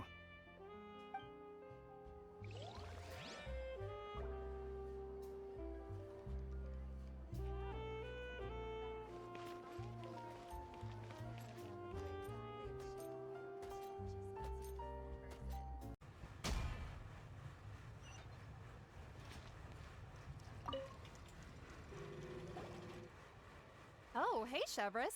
Run out of oil for your musket again? Hello, Estelle. I want to know if anyone has come to your shop recently to order some firearm components. Oh, is this another case? Let me think. I don't think so. Some people have requested that I make some prop guns for the Fontinalia Film Festival, but I refused all of those requests. Oh? Why's that? Because there's no profit! I only make things here that can do some real heavy lifting. I don't have the energy to make some new molds just for the festival. Then has anybody come specifically looking for mechanical components? Well, I usually sell off my scrap to the Fleuve Cendre. I don't typically give them to one specific person. I understand. Thanks for your cooperation. Don't mention it. Always happy to have the Musketeers' patronage. Seems like we haven't found any leads to go off yet. Yeah, unfortunately. Alright, let's head to Fleuve Cendre next. Huh? Are you sure? People might not be so thrilled to see the captain of the special patrol there. You think so, huh? Then I guess you don't know. Huh? Know what? That I grew up in Fleuve Cendre.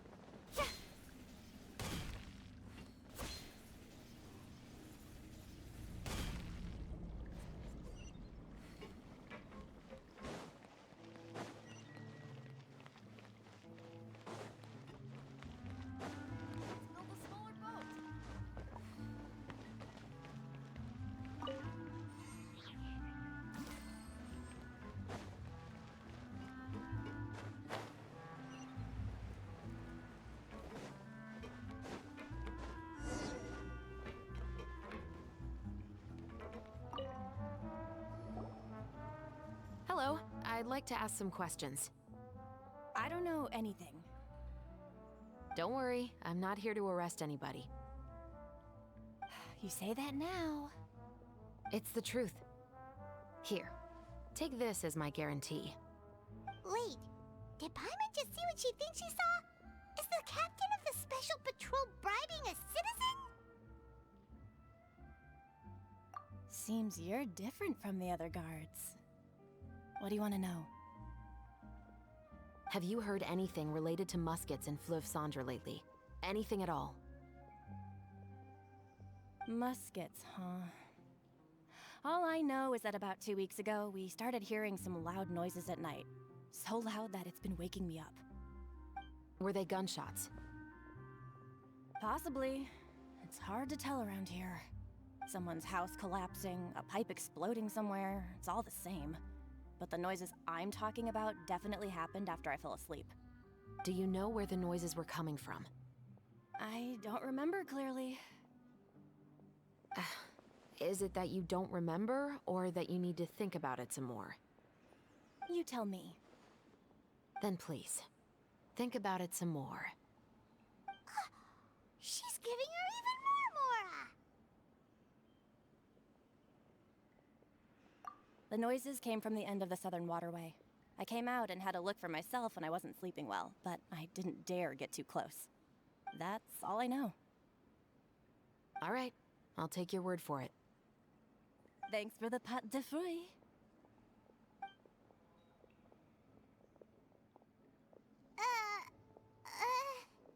No need to be surprised. I grew up here, remember? I know how to get people around here to talk. My apologies, I'm all out of sweets. Though I do have some other tempting snacks in my custody. Fries, fried chicken, and even onion rings. But taking care of junk food is my responsibility. You're better off sticking to your normal, nutritious diet. Now then, let's keep going.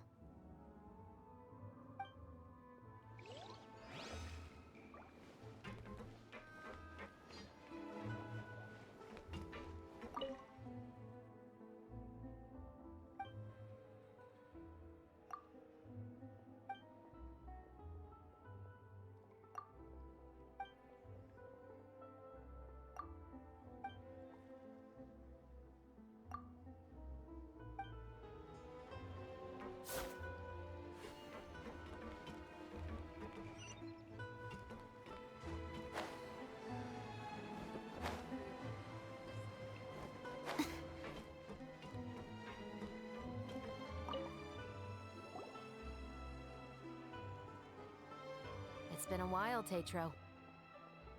Please, just get on with your request. I want to know if you've heard anybody talking about muskets lately.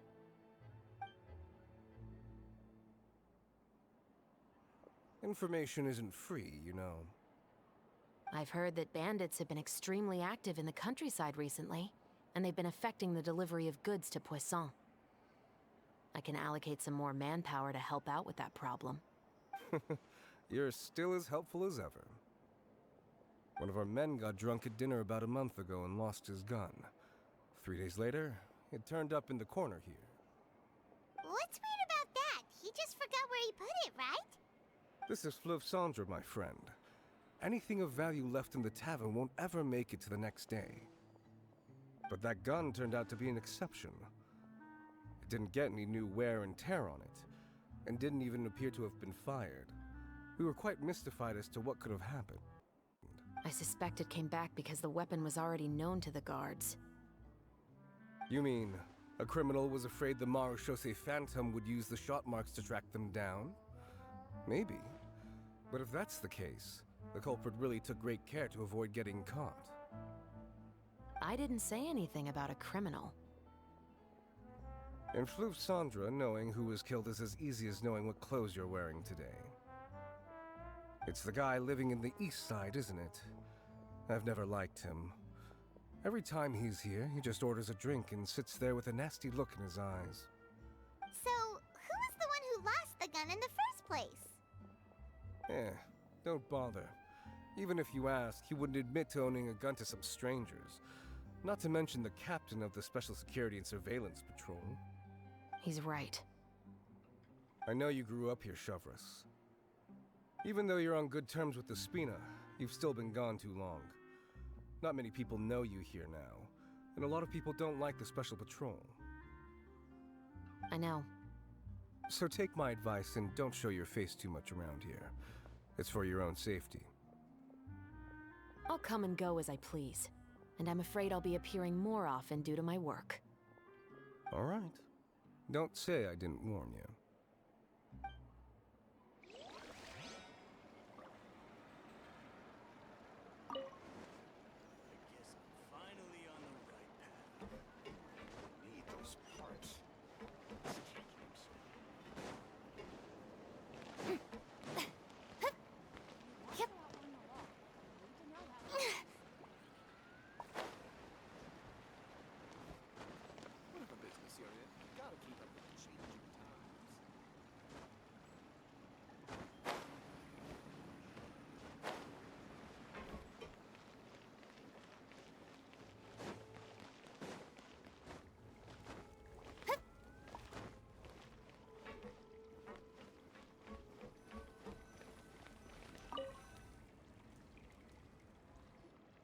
What's all this?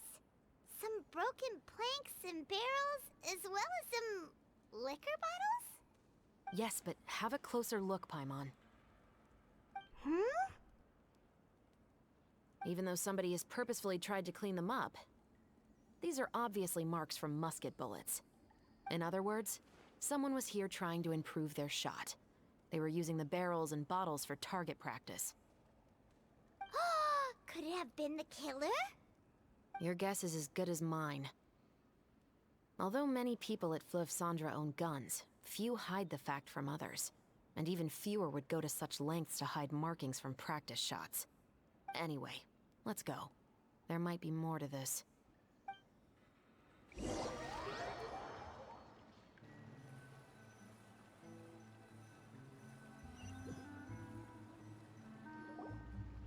Seems like that's all we'll be able to uncover for today. Paimon feels like we managed to learn a lot more here than up on the surface. Yes. Assuming that everything we found is indeed connected to our suspect, then their timeline was probably something like this. A month ago, our suspect found a gun and took it home to disassemble it. Once he'd figured out its mechanics, he brought it back. In the following weeks, he used some parts to create his own makeshift musket, and took it to the Fleuve Cendre for target practice. Then, a few days ago, he found his target and carried out the murder. Once the deed was done, he left a rainbow rose on the body, just like the scene in the novel.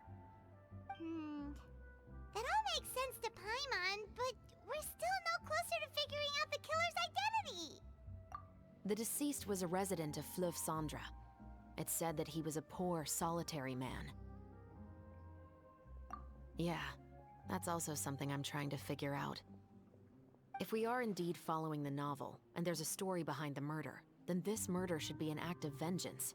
But according to our investigation, the deceased didn't have any enemies. He was no saint, but no one's heard of a rival who hated him enough to shoot him dead, much less care to leave a rose on his body. What message is the killer trying to convey, and to whom exactly? We've thoroughly investigated that possibility. He claims to have spent the whole day at the Opera House on the day of the murder, and the staff there have confirmed his account. Okay, so he has an alibi. Not only that, he lacks a credible motive as well. He has a family of his own, and both of his parents are still alive. I've looked into his records. He was adopted at the age of 6, and all the proper procedures were followed. There are also records of him at an orphanage before then. In the story, the mother of the 2 musketeers was murdered after the children turned 10. Of course, he could have changed the children's ages, but I don't want to assume anything without evidence. More importantly, I've also had a chat with him in person. He didn't seem like the kind of person who would pull the trigger to kill a man. Then, what should we do now? We have all this new information, but it doesn't help us move forward. Investigations take time. I didn't expect us to catch the culprit in just a single day. How about this? Let's spend the next few days filming with the crew. We can continue the investigation once we're done with the film. I'm sure that given time, new leads will present themselves. Wait, but weren't you saying Intel is like small, remote islands in the middle of the sea just a moment ago? What are you— Ah, but the book had more than one reference to the islands, Paimon. Oh? What else did it say then? As long as you spend enough time sailing through the fog, you'll eventually come across an island.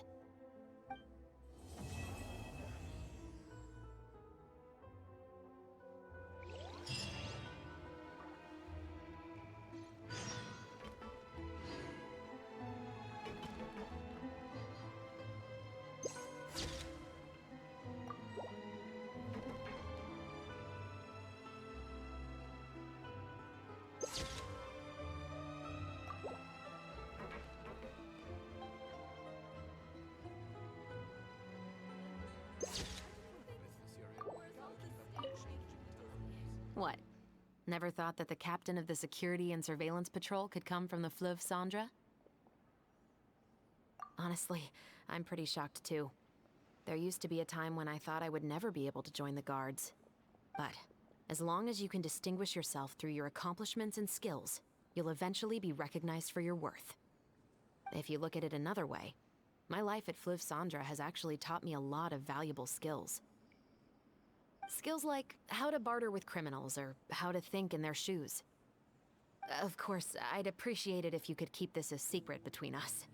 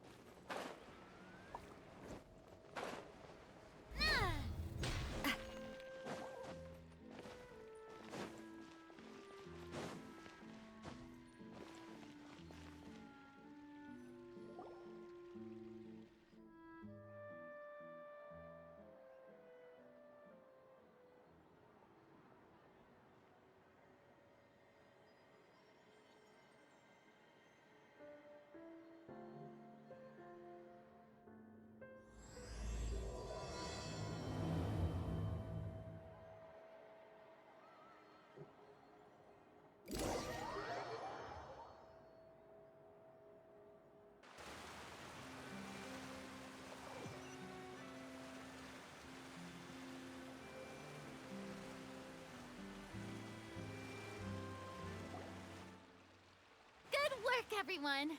We're looking to wrap with our two main ladies today. I can already smell our success.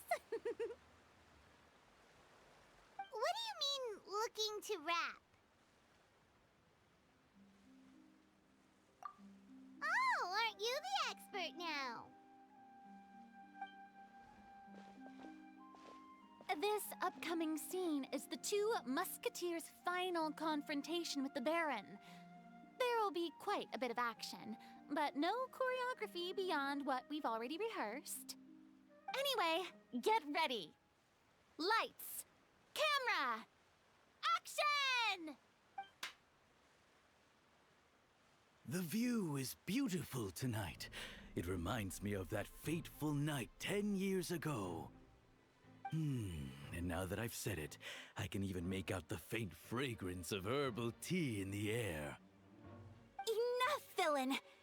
It's time that you pay for the death of our mother! My dear Iris, have you forgotten your manners? How can you speak like this to your own father? I'd sooner swallow all of my teeth than call you father. What did I expect? Seems the daughters have turned out to be just as obstinate as their foolish mother. In this world, Mora and status is everything. She thought she could blackmail me using her children and force me to grant her recognition and concessions? Ah, how naive can a woman be? Mother never asked a single thing of you. All she wished was for us to live a peaceful life, just like the others. It was you who personally brewed the poison of prejudice and sent Mother to her death. Compared to that deadly poison, the 2 bullets that will soon pierce through your heart will be like sweet mercy! And that's exactly why I said you're just as naive as her. Did you really think 2 muskets would be enough to defeat me? So let's see. What is stronger? Mora and power, or the 2 muskets in your hands?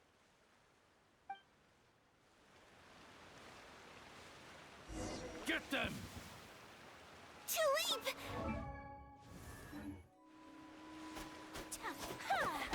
It'll be okay. We'll cover each other, Iris. And Mother will be watching over us, too.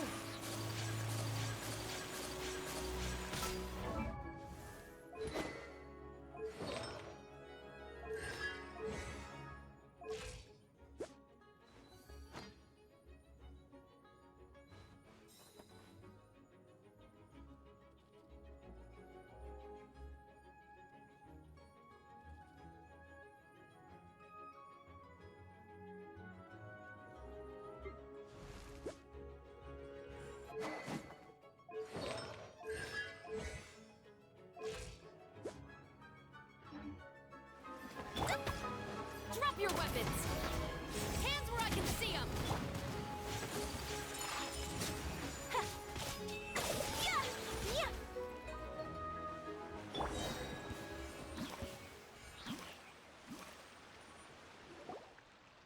You've lost. To think I'd lose to my own 2 kids. We are no children of yours, and we'll never call that place our home. Then tell me, what did you do all this for? You lost your mother, and will soon kill your father as well.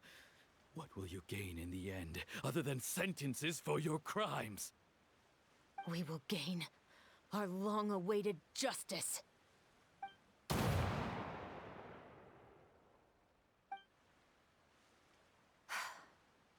It's over. Finally, it's over.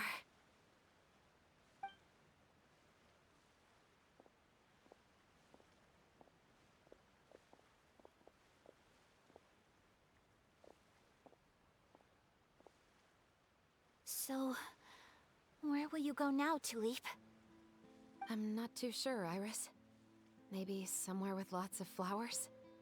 After all, Mother always did love going where the blossoms were. What about you? want to go visit Mother's grave. Yeah, that's not a bad idea. Huh? Tulip, look! What is it? It's Mother's favorite. The rainbow rose. Look, it's blooming again.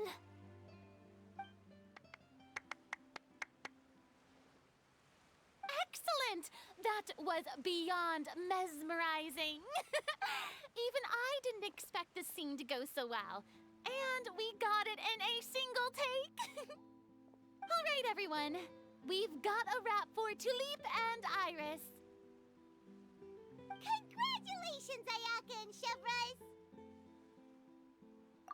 Thank you. I didn't expect our parts to wrap so quickly. I wish I could savor the experience for just a bit longer.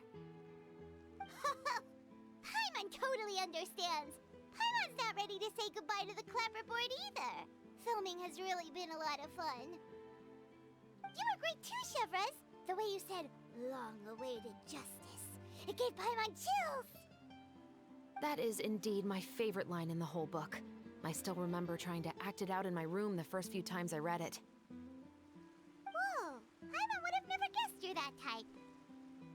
Who doesn't like stories where the guilty are punished and justice prevails over evil? Don't forget, I'm the captain of the Special Security and Surveillance Patrol. Captain, I have something urgent to report. Please excuse me, everyone. I'll be back in just a moment. It's okay, don't worry about us.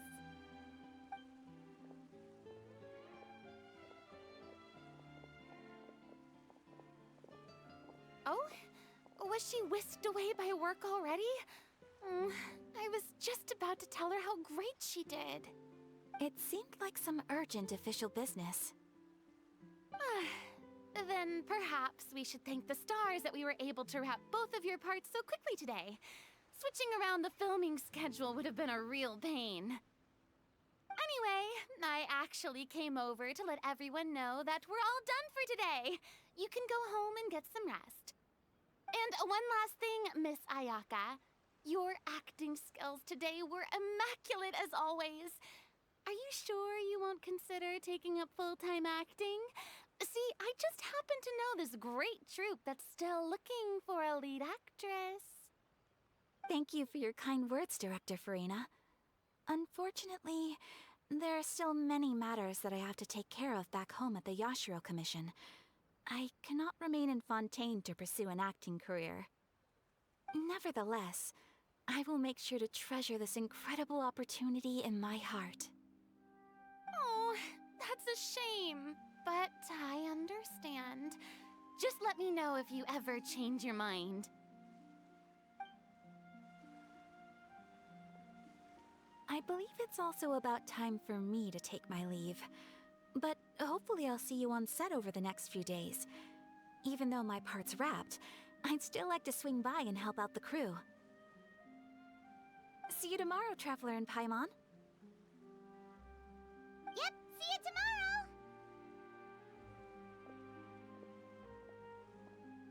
Well, what should we do next? Maybe we'll go investigate the case some more with Chevres today. Traveler, Paimon, please come with me. Huh? Where are we going?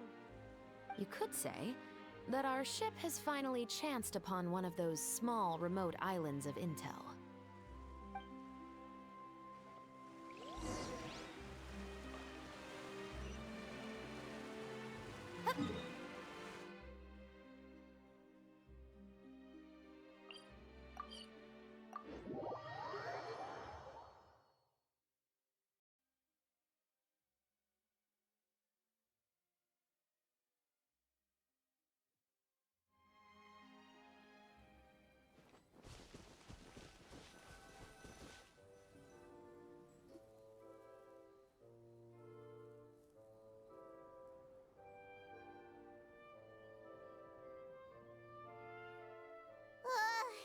Paimon's exhausted.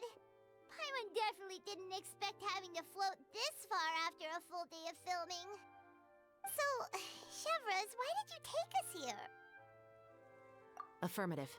It wasn't anything conclusive, but it should show us a clear way forward. Have you ever heard of someone by the name of Emily? Oh, you mean that famous perfumer? She's a good friend of mine. She's lent me her aid several times in the past to resolve some difficult cases. After I discovered the rainbow rose at the scene of the murder, I sent it to her. After all, she's probably the foremost expert on flowers and scents in all of Fontaine. And then? There was nothing remarkable about the flower or the trace amounts of soil left on it. But according to Emily, the rainbow rose left by the killer was derived from a very rare cultivar. Huh.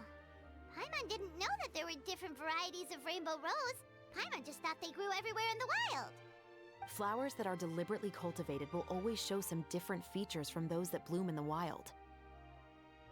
We already knew that the rose left at the scene belonged to a special cultivar, but with Emily's expertise, we were able to pinpoint the place where it was first picked from. Oh, Paimon gets it now.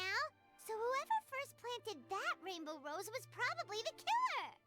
Precisely. And after we checked what we learned against some sales records from the past, we discovered that there's only one person in all of Fontaine who could grow and sell this specific cultivar. Really? And who is it? It's the novelist. But didn't you say he had an alibi? To be clear, I haven't changed my mind about him. I still don't think he was the one who pulled the trigger.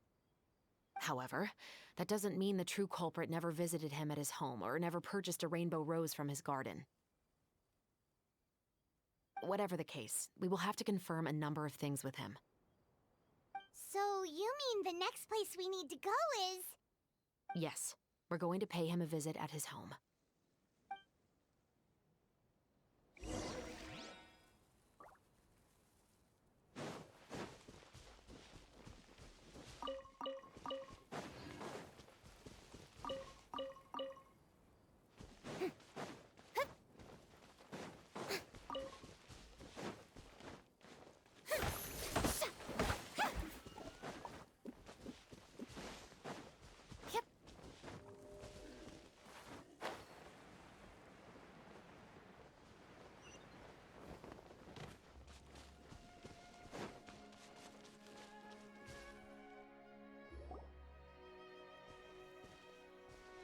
That should be his house. There are so many Gardamex stationed around the place. That's pretty unusual, right? According to what he told me last time we spoke, he hired them so he won't be harassed or disturbed. Huh. So there are a lot of flowers in his garden, but Paimon doesn't think we'll be able to pick one without alerting the Gardamex. Right, which is exactly why I think there has to be a special connection between him and the killer. So, should we knock? Just wait here for now. I'd like to take care of a number of those Gardamex first. But they're so far away. How are you planning to do that? Don't forget, Paimon, I'm actually the real-life captain of the Musketeers.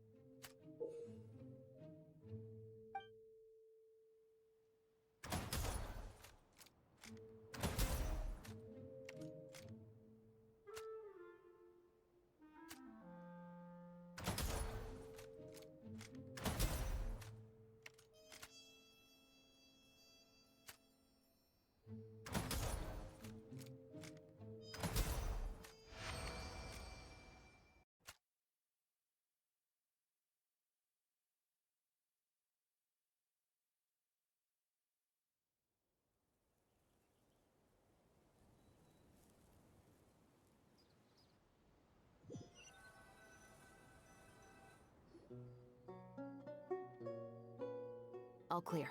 Let's go. Wait!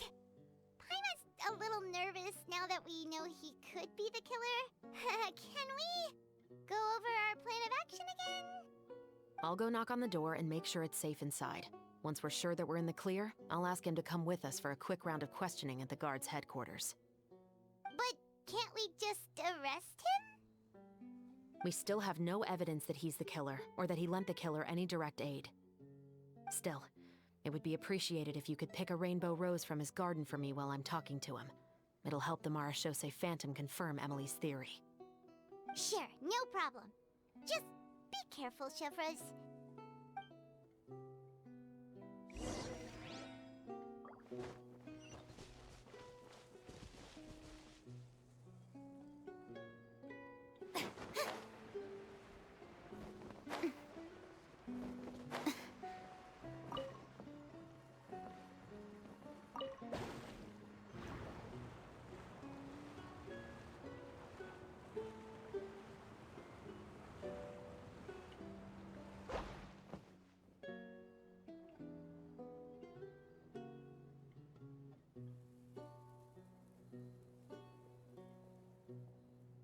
Excuse me, Mr. Baptiste, are you home? Who could it be at this hour? Oh, it's you, Officer Chevros. Would you mind accompanying me to the guard's headquarters, Mr. Baptiste? We would like to ask you some questions about a case. Oh, is it still regarding the murder case from before? I cannot confirm or deny that at this time. So it is then. Listen, I need you to come with me, Mr. Baptiste. Miss Chevros, I'll save you the trouble. Oh, and you two over there? There's no need for you to pick my flowers either. It's not time for them to bloom yet. Oh! Okay.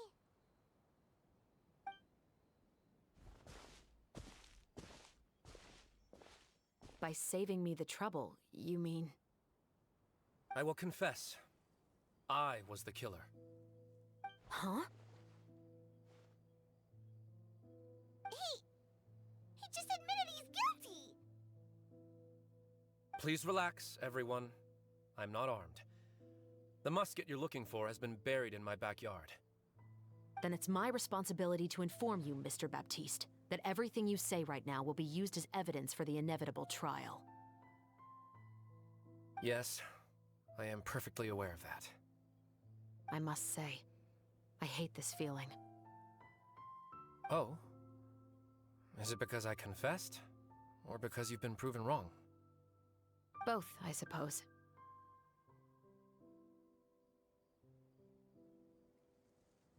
For the same reason as the one I wrote out in my novel, of course. I did it to exact revenge. I know you haven't figured out the link between the two of us. Had you done so, I'd have been taken away to the headquarters a long time ago.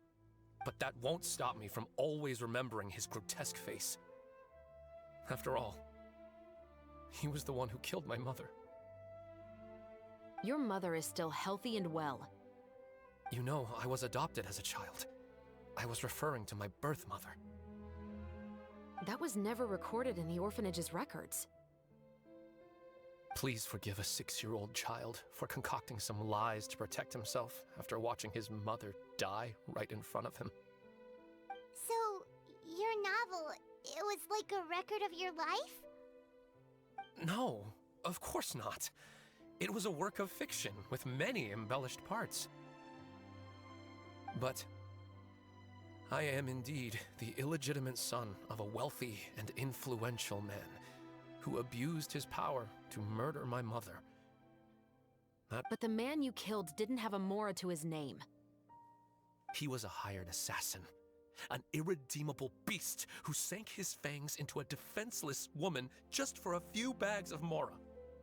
But if that's really the truth, you wouldn't be telling us any of this now. You still haven't managed to take revenge against your father, the true mastermind behind it all. I never thought I'd hear that kind of thing from the captain of the Special Security and Surveillance Patrol. I'm simply skeptical about your motives. It's simple, really. I've grown tired of everything and don't want to shoulder this burden anymore. You may have considered me too soft to pull the trigger. Well, as it turns out, You are exactly right. So you're going to call a stop to your revenge, just like that? The true mastermind is too rich and too powerful for me. I've accepted that I will never be able to avenge my mother alone. And so what? The characters in your book never gave up. Now, Officer Shavras, I'm the one who has killed a man, aren't I? Are you trying to convince me to commit another crime? What's your father's name? How do you plan to prove the veracity of all of your claims? Well, I'd like to speak with you privately. Sure. Why don't we speak privately at the guard's headquarters? No, it has to be here. I must ensure that we won't be overheard. Fine. Let's talk here. When I said won't be overheard, I meant by anyone. I would like to speak with you and you alone.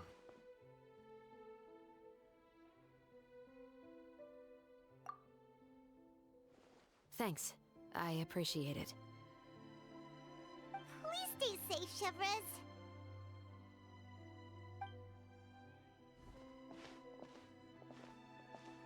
All right. Let's hear it. Will you really believe what I'm about to say? Well, that depends on what you're going to tell me. Fair enough. Fair enough. Then listen closely.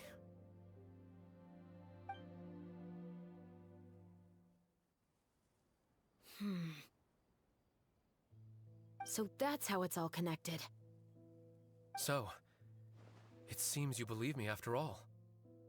Do you want me to go public with this? No, of course not. At least, not right now.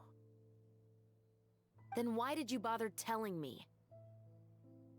You've read my work. What do you think? Even if you were to go public with all of this right now, he'd simply deny everything. It's been too long. Almost 20 years. Anything that could be used as evidence has long faded away. Even if there might have been a solitary island of truth once upon a time, it has long sunk beneath the waves by now. Justice will never find him. Not if you don't try. I know that as the captain of the Special Security and Surveillance Patrol, you will always stand on the side of justice. But do you really think a cushy life in prison really constitutes justice for him? I bet he could lead an extremely comfortable life in the fortress of Meripede. What are you trying to say? I've been observing you from a distance. Your portrayal of the musketeer was exquisite. Pull the trigger of justice against him. Let the villain get what he deserves. You want me to let you go so you may complete your revenge? No, Officer Shavras. I know that would be impossible. No. What I'd like is for you to perform the deed on my behalf.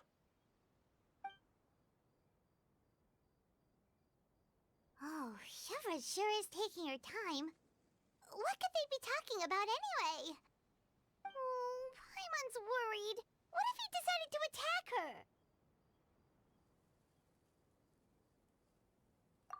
Oh, you do have a point. Still, do you have any idea who the rich person might be? And why the novelist doesn't want us to hear what he's saying to Chevres? Sorry to keep you waiting, you two. Hey, how did your talk go?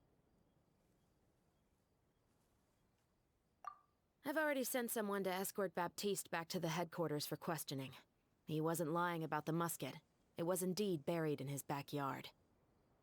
But what about the name? Did he tell you the name of the rich guy? Yes, he did. But for now, I have to return to the Special Patrol. There are still a few loose ends I need to tie up.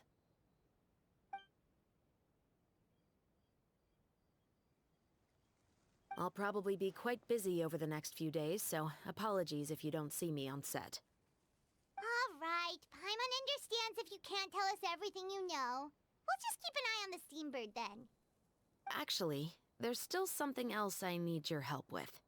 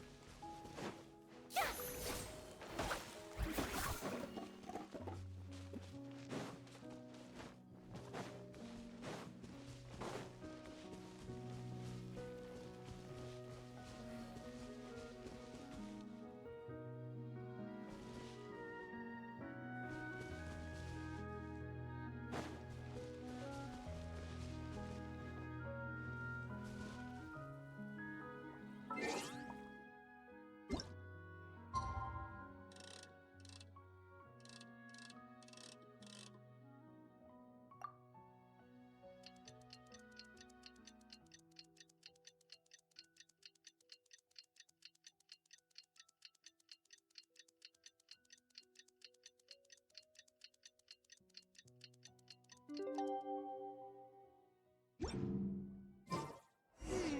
haven't seen Chevra since that night at Baptiste's place. Well, guess there's no point in worrying about it now. Let's go join up with the others.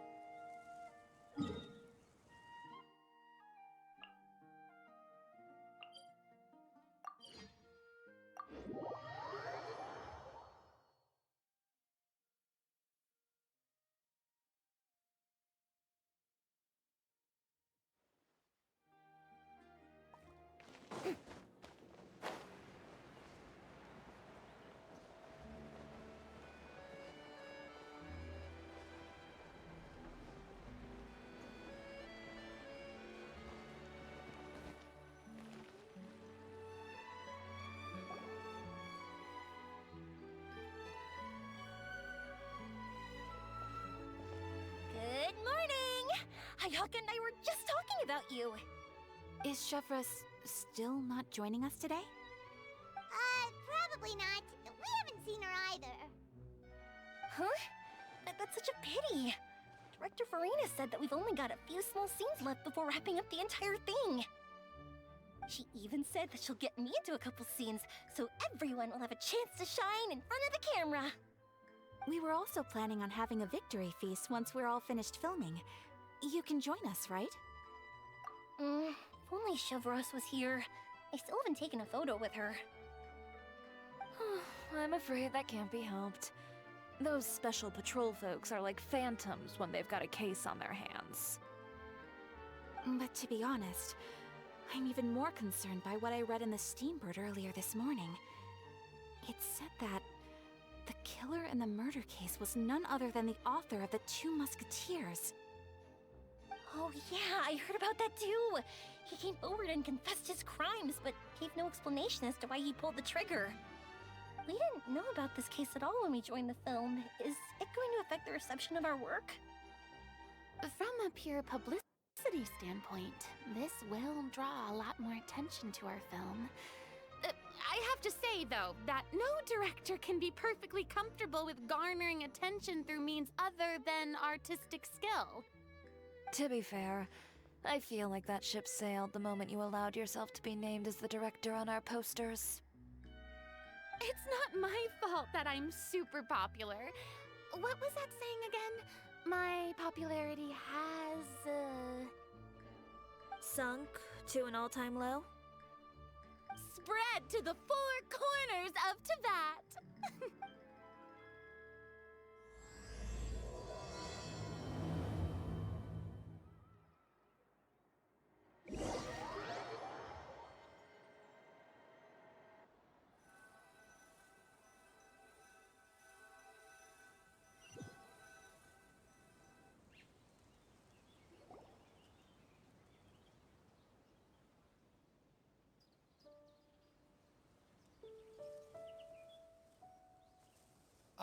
Excuse me, everyone. Xavier! Feels like like it's been ages since we last saw you. I've been talking non-stop with the Film Association, and I'm absolutely swamped trying to coordinate the film's marketing. So forgive me for not being around more often, but please believe me when I say that I will make sure everyone's hard work gets the exposure it deserves.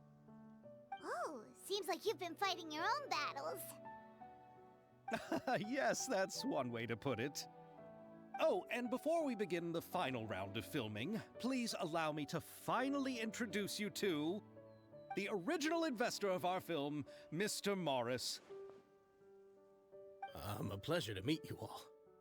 Yes, glad to make your acquaintance, Mr. Morris. We've heard about the issues you've encountered with your financial situation, and genuinely hope that things have taken a turn for the better. Oh, well, the situation has indeed improved somewhat. Don't worry, Mr. Morris. Accidents and last-minute challenges happen all the time. There's no need to blame yourself over it. The good news is that we're almost done filming now, and I would even say that this is the best story I've ever seen. Is that so? I see, that's great news. All right, now that we've gotten all the pleasantries out of the way, let's get this show on the road. We'll mostly be filming typical people and scenery from the streets today to improve the sense of environmental ambiance in some parts of the film. Oh, and there'll be a cameo for Mr. Kamisato and Miss Yoimiya as well. They'll be used to show outsider perspectives on the fates of the two musketeers. That's right. Ayato should be here any minute. Excellent! Then let's start with the scenery shots. Camera and clapper loader, you're up. Yep, we'll be ready. Remember, all we need are some wide zoom shots of the streets. If you happen to find some particularly lovely patches of flowers and grass, feel free to grab some close-ups of those as well. Ready? Lights! Camera! Action! Okay, now move the camera slowly. Try to focus on that flower. What's wrong?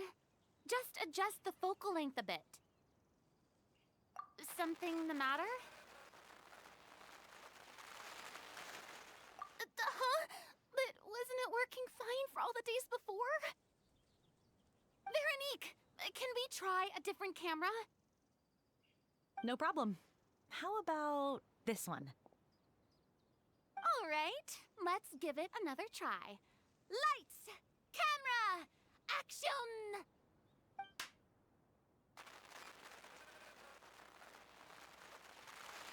Don't tell me. This one is broken too? Veronique, do we have any other spare ones we can use?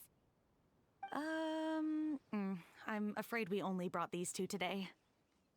What? Then go find a workshop to get them repaired right away! Oh, and you too, Bono! Go find our spare camera in the warehouse and bring it back to the set! On it. Greetings, everyone. My apologies for the delay. Is something the matter, Ayaka? It seems like there are some issues with the filming equipment today. We're stuck for the moment. I see. Well, let's not just stand here twiddling our thumbs. Actors, to the makeup booth. We'll start on the next scene as soon as we get a working camera.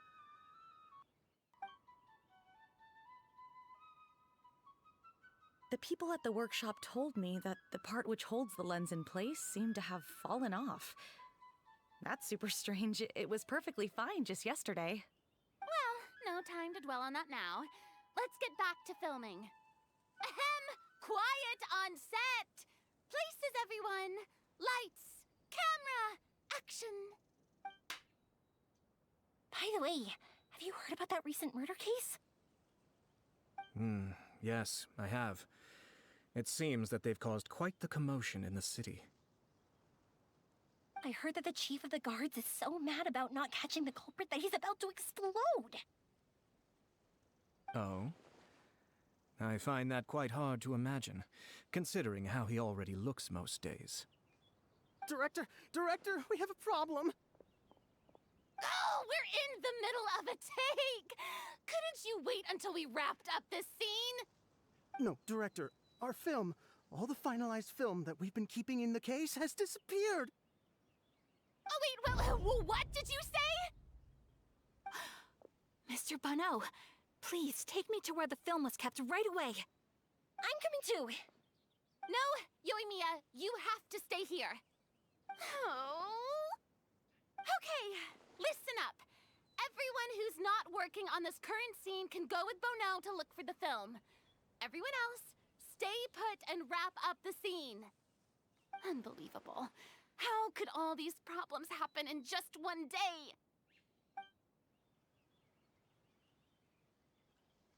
We're back. How did it go? Did you find the film? We found it in the sewers. Huh? In the sewers? Is the film still okay? We discovered it just in time, so we should still be able to salvage it. The others are checking now to see if we lost any specific scenes. Oh, you scared me for a moment there. I nearly thought we had lost everything. I really don't want to experience that feeling of despair again. Okay, but who could have stolen the film and dumped it there? Could it be, some competitors working on other films? But if they wanted to harass us, why wait until the last day? Okay, we don't have time to really look into it right now. Let's strike while the iron is still hot and wrap this thing up once and for all. Yeah, let's finish it.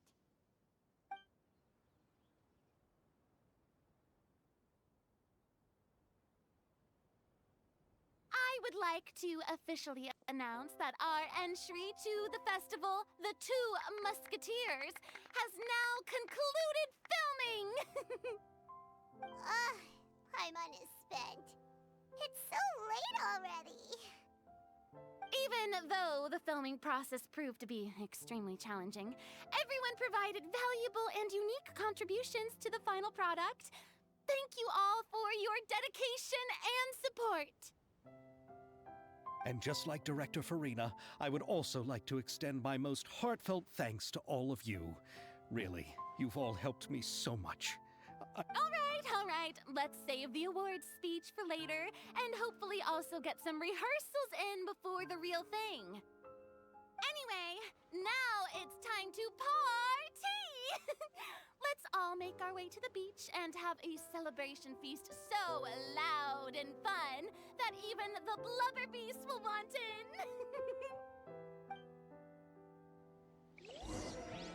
Party! Paimon wants to party!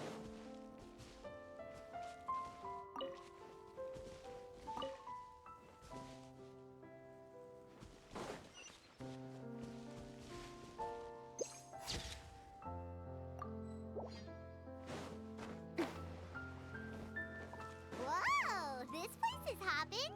Everyone's finally getting to relax after wrapping up the film. Let's go chat with someone. Have you ever seen a fireworks show, Mr. Morris? It's pretty amazing. I'm afraid I haven't, but I'll take your word for it.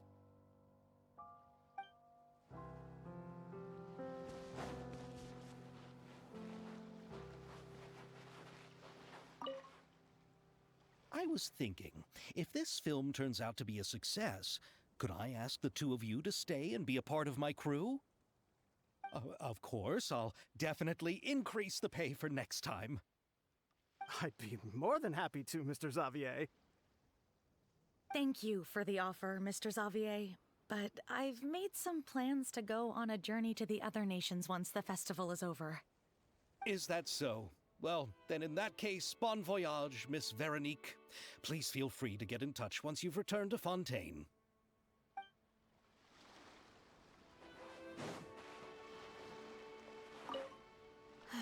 This is turning out to be quite the party.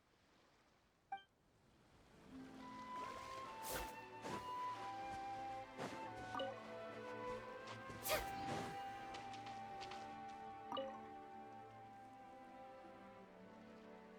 Ayato! How's your work been going?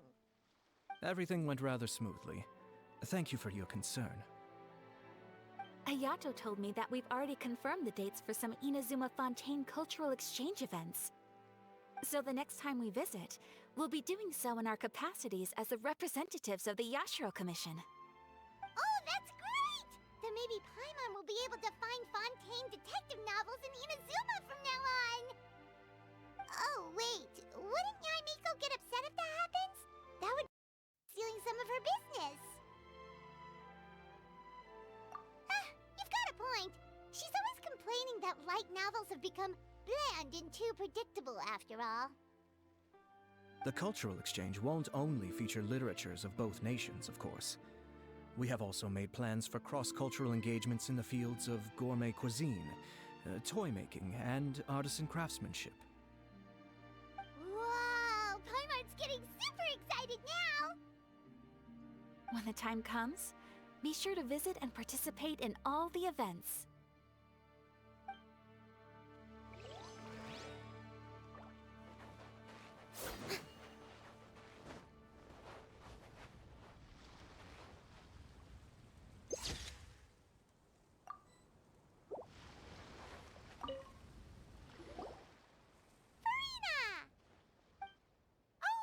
My darling clapper loader and camera operator, you've both worked really hard. Paimon thinks you worked even harder than us. Honestly, Paimon was getting a little tired of playing with the clapperboard by the end of it. Worst of all, Paimon started having dreams of you shouting, "Lights, camera, action!" into Paimon's ears. The actual dream can't even start until you've yelled that. Hey, if anything, shouldn't I be more grand and delightful than your dreams? We've been through so much together, and that's how your brain remembers me? That's not Paimon's fault. We've just used the clapperboard too much lately. Anyway, what's most important is that we've wrapped the film.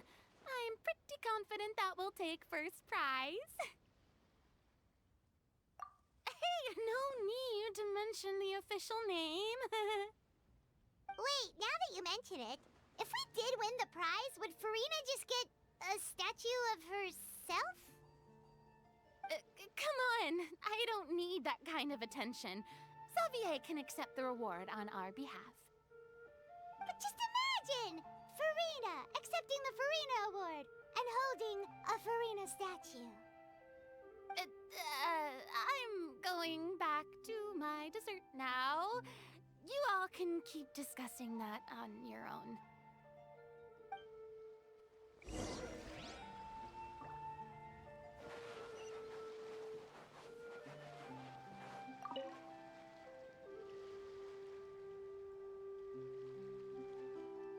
Chiori!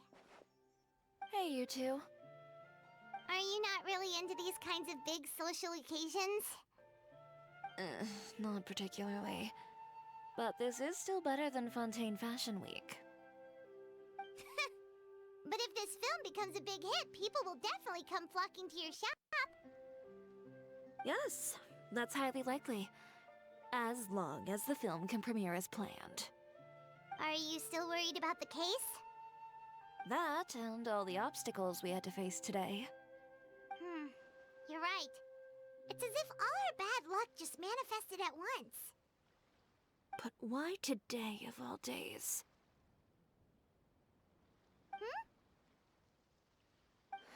No, it's nothing. We've already delivered the film to the editors, so there should be nothing more to worry about. How are you doing, Mr. Morris? You having a good time? Well, you could say that.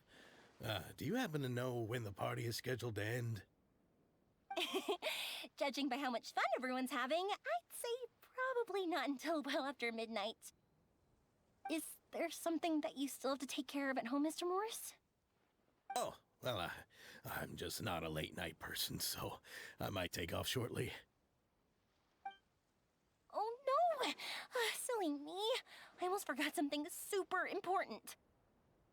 Oh, what is it? I prepared a whole batch of fireworks for the party, but I forgot to bring them over from the warehouse. Fireworks, you say? That's, truly a pity. Sorry things didn't go as planned. Could you help me carry them over, Mr. Morris? I won't be able to fetch all of them by myself. Me? Are you sure that you can't find anyone else? I just wanted to make this a surprise for everyone. The warehouse isn't far from here. We'll be there in no time. Pretty please, Mr. Morris. These are some of the best fireworks I've ever made. So I also want you to see them before you leave. They're stunning. I promise that they'll be a once-in-a-lifetime experience that you'll never forget. But... It's okay. Just come with me. If we're sneaky enough, nobody else will see us leaving. All right. The warehouse is right over here. I moved the fireworks there in advance, so it shouldn't be too much work bringing them back. It's still a ways away from the party. Sorry about that, Mr. Morris. It's probably because I'm used to carrying fireworks all the time, so it doesn't feel like a lot of work to me.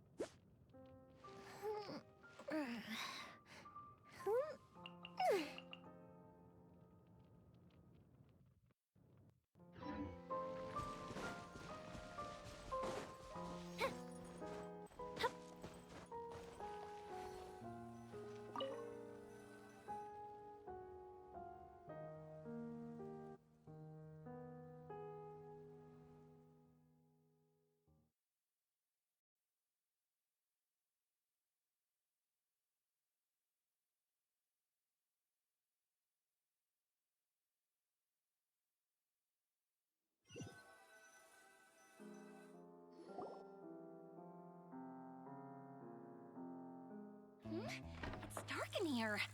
Wait here, Mr. Morris. I think the light switch should be somewhere over here. Why did I have to get roped into this? What was that?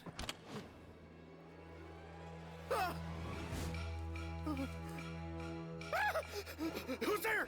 Get me out! Get me out of here! Did you really think you'd get away, Morris?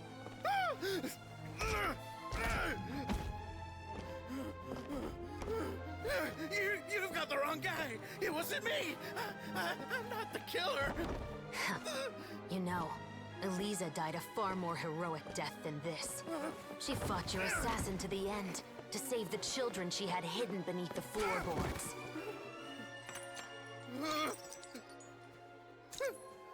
That is Eliza's pendant. The one with a photo of you two inside. The one you gave her.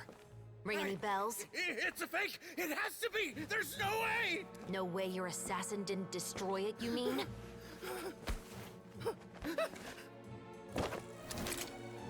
Did you ever love her, Morris? Or was killing her always the plan? No, please. Listen to me. I told Eliza to keep us a secret. I paid her plenty for her silence. I never thought she'd keep the child. Everything was gonna come out, and I had no choice. She forced my hand. No! I'm begging you. I have money. Just name your price, please. You can keep your Mora, and you can go to hell.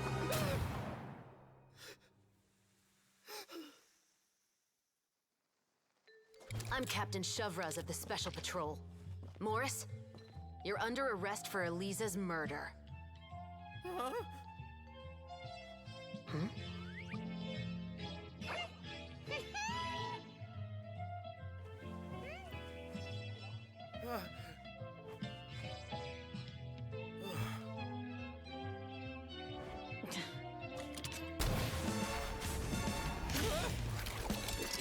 You're under arrest too, prop manager Veronique.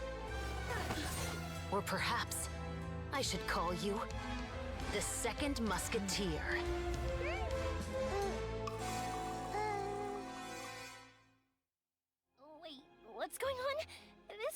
the script. Drop the gun, Veronique. Why? Why would you keep me from exacting revenge on this heartless monster? Drop your weapon. This is my final warning.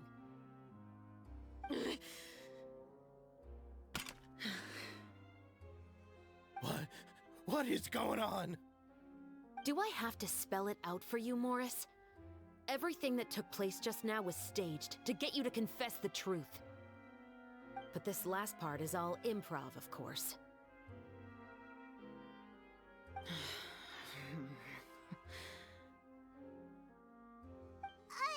Chevres, you told us you wanted us to help you stage a play. You never said anything about the second musketeer. It's because even I had no way to confirm my theory until now. Thank you for your performance, Yoimiya. Could I trouble you to go and bring in the other Special Patrol members? They should be on standby just outside. Oh, and please tell the other cast members not to worry about us. We'll be rejoining them shortly.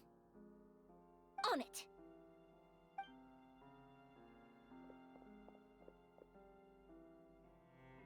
So what do you think, Morris? Care to talk about what happened 20 years ago? My patience is limited, you know. Don't force me to take you back to the interrogation room. I'd wager that you wouldn't last for more than a minute in there. With the recording we made, you have no chance of winning in court. Cooperating with us now is the most practical move. All right. I'll talk. I hired an assassin to murder Elisa. She once worked as a maid on my family's estate.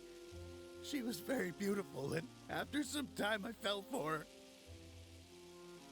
We kept our relationship a secret and carried out an affair for some time, but it wasn't long before she became pregnant.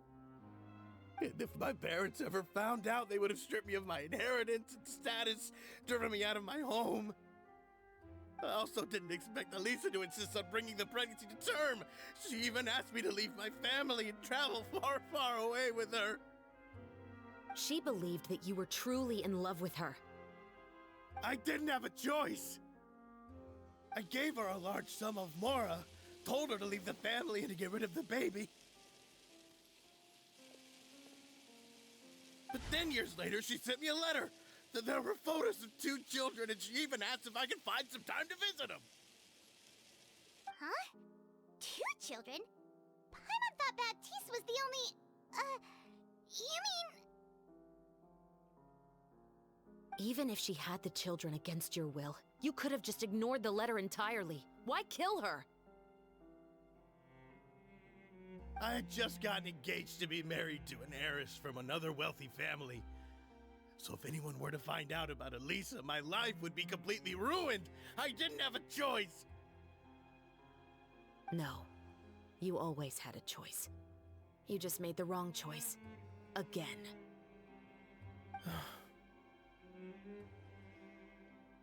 Do you know how it feels to watch your mother be killed right in front of you? My brother and I were hardly even school age yet. We were hidden beneath the floorboards, grasping each other's hands like a lifeline. We were so terrified that we didn't even know we could ever take a breath. All we could do was to watch Mother try to fight back, and then collapse to the floor. Even after the assassin left, we were still too terrified to leave our hiding spot. We thought that he might come back. It was only until the next evening when we finally climbed out and gathered around our mother. But she had already become cold and stiff to the touch.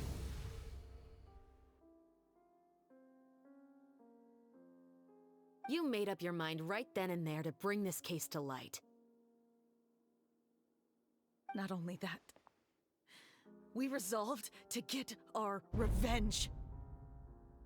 And that's why you became the Musketeers. No, that's why I became a musketeer. The man from before was also killed by me. My brother had nothing to do with it. I figured as much. You did? I once told these two that he didn't look like a killer to me. His confession from that night also rubbed me the wrong way. I think what really tipped me off was, how could I not feel a sense of regret in him? Huh? He confessed faster than any criminal I've ever met, but he didn't say a single word about you. He insisted that he was the sole perpetrator in the case. But after the questioning ended, I disassembled the musket we dug up from his backyard, put it in front of him, and told him to reassemble it. Wanna guess how far he got? He had no idea where to even start. He's never touched a gun in his life. Based on that, I determined that he was not acting alone. He only surrendered himself to draw our attention and create a moment of opportunity for his partner. So, I decided to play along. And as expected, the second musketeer followed us without hesitation once she saw Morris get separated from the rest of the cast. Besides, why else would he call the novel The Two Musketeers? But how did you know it was Veronique? I figured it out the moment Baptiste told me his father's name. That so-called financial crisis was all just a ruse.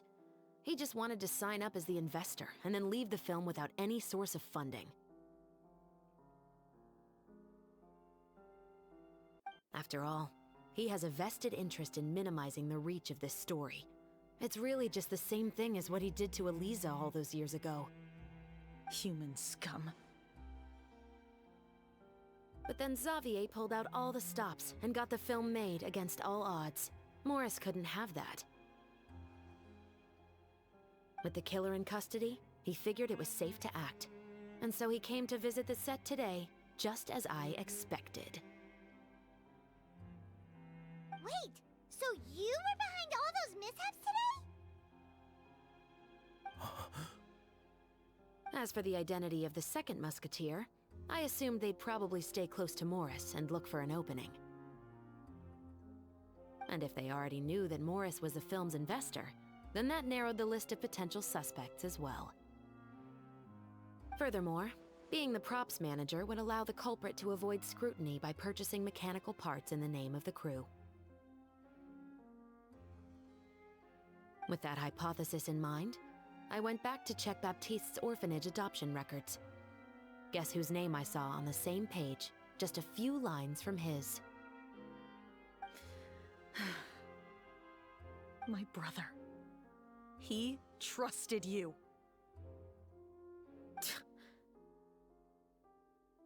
As in, he trusted me to perform the deed on his behalf? He trusted you to stand on the side of justice. I am. I thought you could do it as well.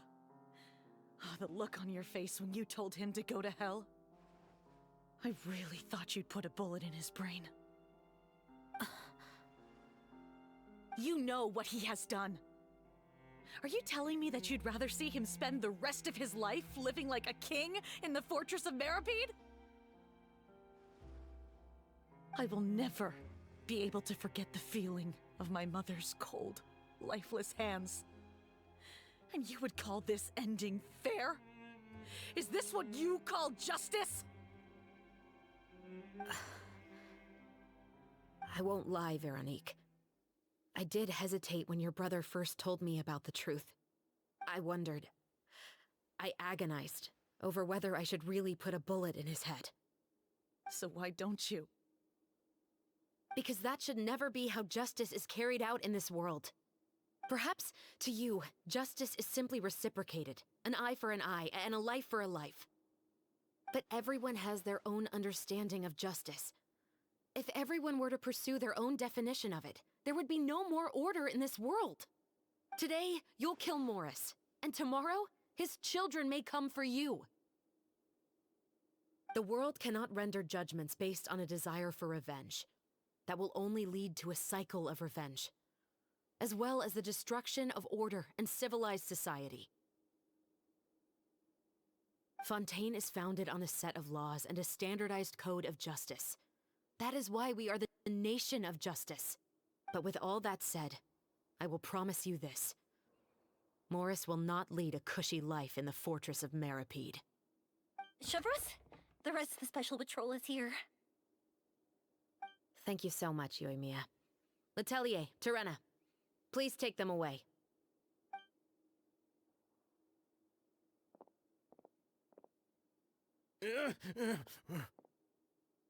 I still can't agree with your reasoning. I know. Justice has not been delivered. At least, not today.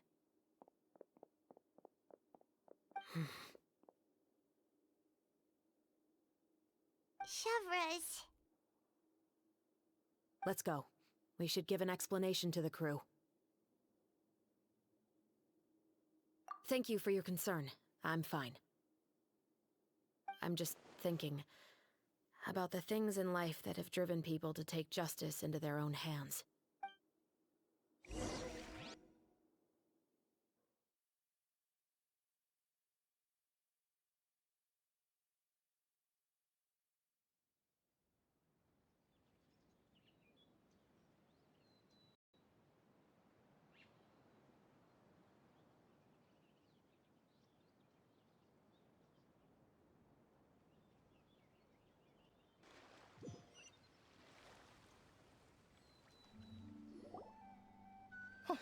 Who would have thought Morris would turn out to be... I'm at a loss of words. How could he have done something like this? I'm just glad that you're all safe and sound. Who knew that such a labyrinth of cases would be behind this story? Well, what should we do now? We have a finished film, of course, but should we still go ahead with the premiere? What do you mean? Shouldn't you be even more motivated to spread the word now that you've learned the truth? Chiori is right. I'd also like more people to see this story for themselves. But the real ending of the story seems to have deviated somewhat from the one in the script. Is that still acceptable to you, Miss Chevros? The call is yours. We still have time to reshoot an ending if that's what you'd like. No, it's fine as is. I like what we have for the catharsis. Romanticism is what gives works of art their appeal. Fiction is able to explore means of restitution that could never work in real life. Just like the real world, the world of stories also has its own set of rules and justice. These different possibilities are what initially drew me to reading in the first place. Sounds good to me. I support your decision. What about Veronique? Will she be okay? She will soon face her judgment alongside her brother and Morris. If I had to guess, they'll probably all be sent to the fortress of Maripede. I'll make sure to give Risley a heads up about it. Oh, you mean that kind of heads up? Exactly. Ahem. All right, then the matter's settled. Now that everything's been taken care of, there's no reason for us to keep looking all gloomy and grumpy. Let's get back to the feast and enjoy each other's company. We'll be starting the post-production process tomorrow. You should join us, Chevros. You missed the first few hours of the party, didn't you? All right. Count me in. Then I'll wait for you over there. There's still some good news that I'd like to share with Chevros. Traveler, Paimon, could you wait for me by the sea after the party ends? I'd like to go on a brief walk with the two of you. Thank you very much.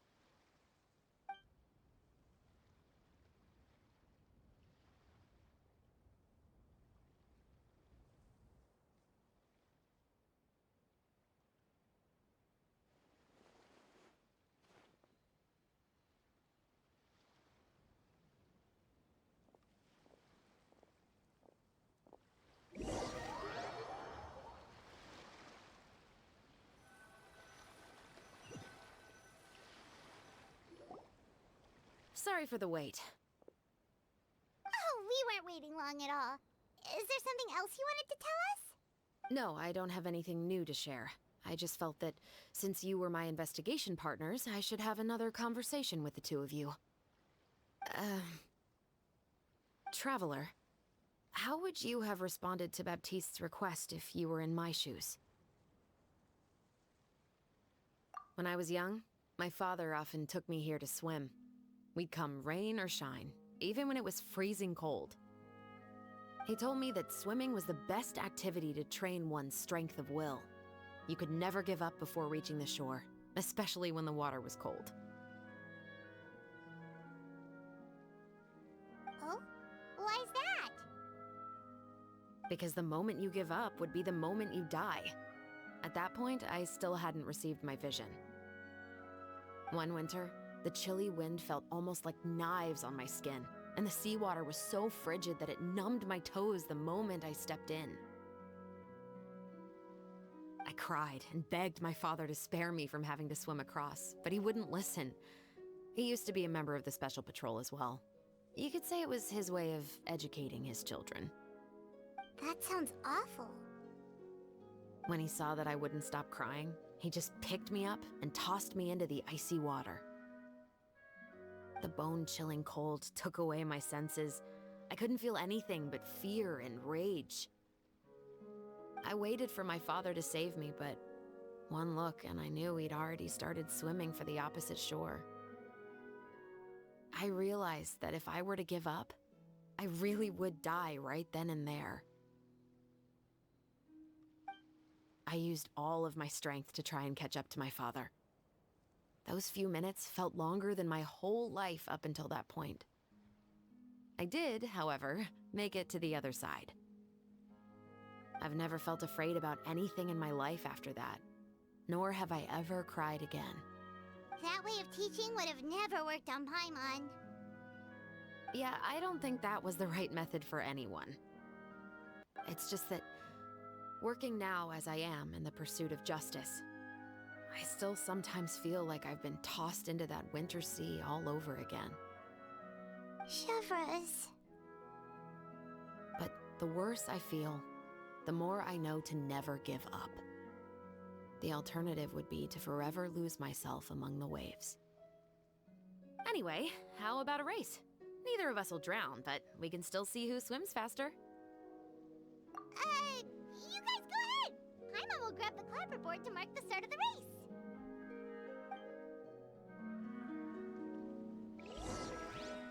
Duh.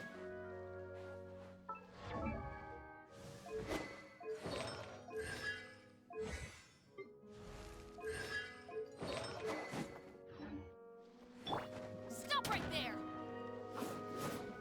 Ha! Scatter!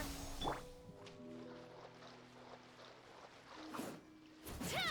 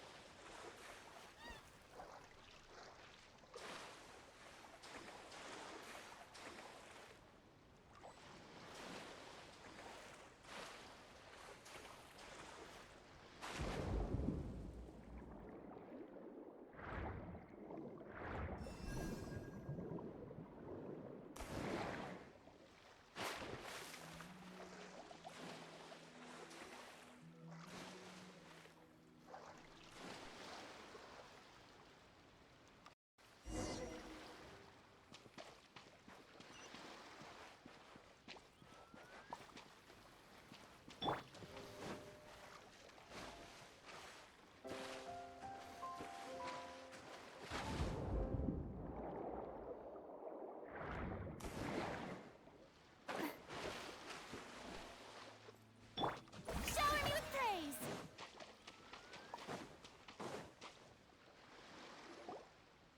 Sorry for the wait. Oh, we weren't waiting long at all. Is there something else you wanted to tell us? Final warning!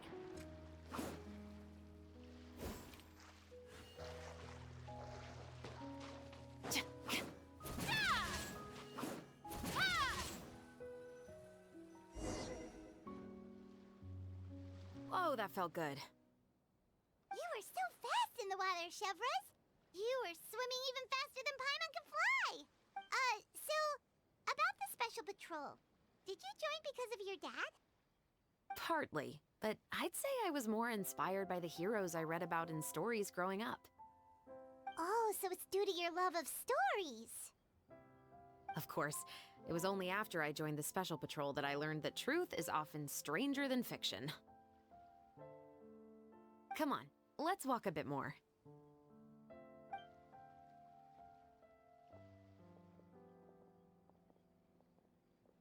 To be honest, I do sometimes question whether the decisions I make are the right ones. But I know that no matter what, I must keep swimming. Because the only thing I've got my eyes on is the shore in the distance.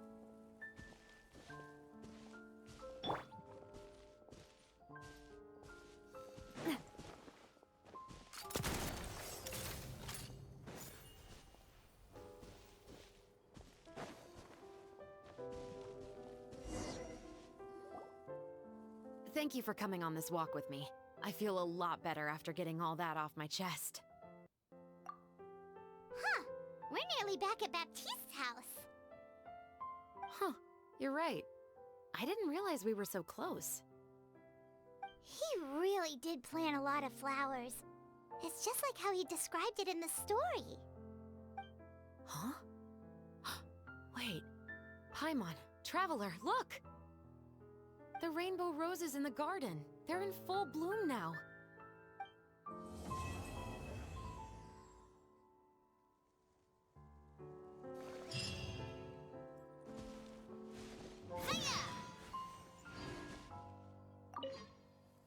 Even though it's a bit late, I must thank you for investigating this case with me. Not on behalf of the Special Patrol this time. It's a personal expression of gratitude from yours truly. Oh, you want to hear more about my father? To be honest, I didn't spend that much time with him. He was always busy with the Special Patrol, so he would often return home really late at night. Some nights, he didn't come home at all. Once, he didn't come home for a long time, maybe a whole week or so. When I went out to buy food, I learned that he had become a criminal, and by extension, that made me a criminal's daughter. But we can talk about that another day. I actually have a lot of sympathy for Veronique and Baptiste. I can understand the hatred they feel for their father. But that doesn't mean I'll allow them to walk the path of evil, even if it might lead to another sense of justice. Films are different from the real world. They're a form of art and represent the wishes in people's hearts. I adore the two Musketeers, and I'm very happy to have had the opportunity to act the role as one. I can't wait to catch the film when it premieres in the Opera House. I'm looking forward to seeing the audience's reaction to the climactic ending. Thank you for looking out for me.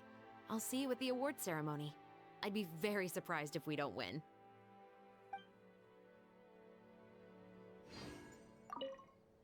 Even though it's a bit late, I must thank you for investigating this case with me. Not on behalf of the Special Patrol this time. Thank you for looking out for...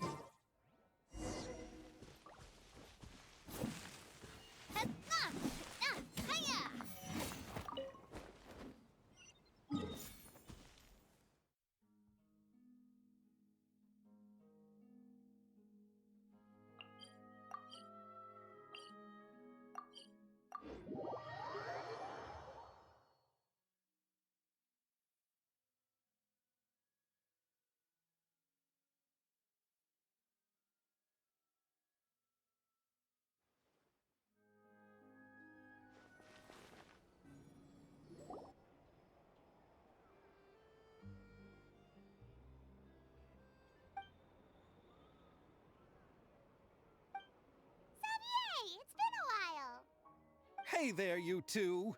Sorry I've been scarce. I've been buried in marketing and preparing the film for release ever since we wrapped post-production. The award ceremony is today, right? Paimon wonders if we'll win the Farina Award. I'd give it a 90% chance. Farina! Oh, Paimon didn't know you were already here. You're earlier than everyone else. I'm sure the others will also be here in no time. Xavier, if we end up getting called on stage, shouldn't you come up with a name for our crew? What? But we don't even know if we're going to win. I wouldn't want to jinx our chances by celebrating early. Just open your eyes! Surely you've seen the audience's reactions to our film. We've had nothing but critical acclaim. You've also had conversations with the Opera House's operating staff, right? Didn't they want to increase the number of showings? With the mora you've made from the box office, you can now open your very own film company. But that's all credit to my amazing crew. You've all helped to make this a reality, so I can't be the only one asked to come up with a name. Well, give it some thought. I'm sure the crew will respect your choice. All right, but before that, Traveler and Paimon, could I trouble you to quickly pay a visit to the Fortress of Meripede? Huh? But shouldn't we stay for the award ceremony? I wanted to ask you two to invite Shavraz to join us at the ceremony. She's one of the lead roles, after all. I haven't been able to find her recently, so I haven't had the chance to invite her personally. According to the papers, the culprits of the musket murder case will be personally escorted today by the captain of the Special Patrol to the Fortress of Meripede. Oh, Paimon gets it now. Yep, just wait here, Xavier, and maybe try to come up with a few snappy-sounding names. All right, then I'll leave you to it.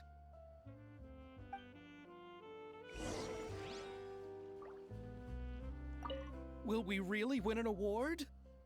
Trust me. When have I ever been wrong about something like this?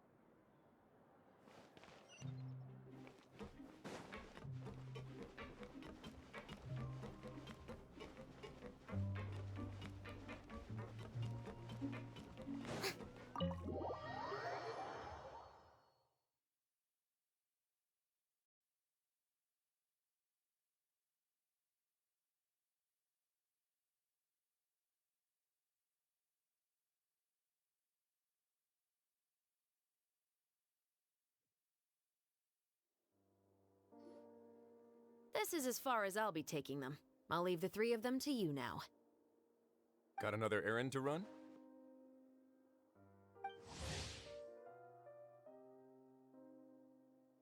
Something like that.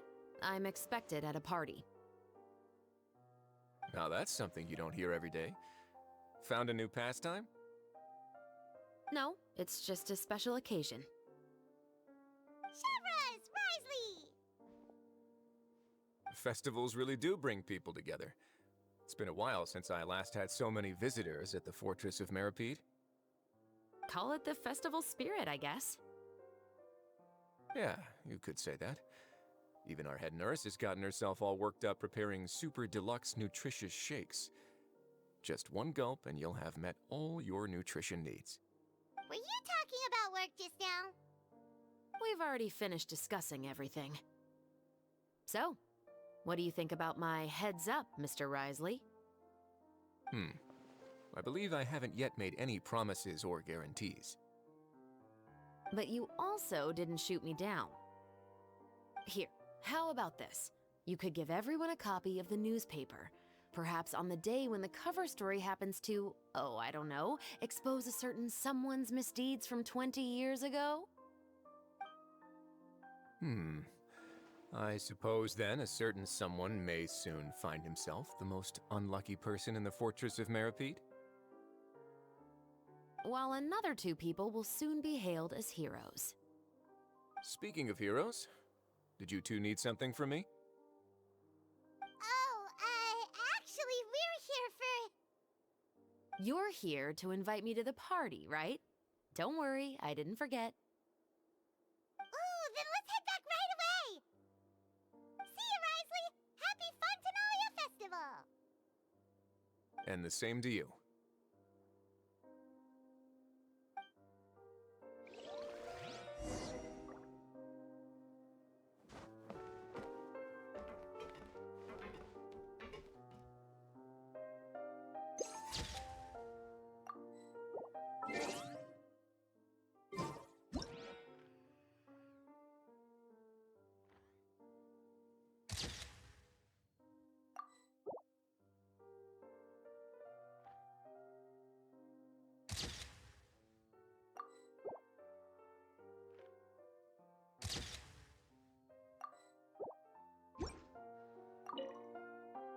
Please, go and enjoy the festival.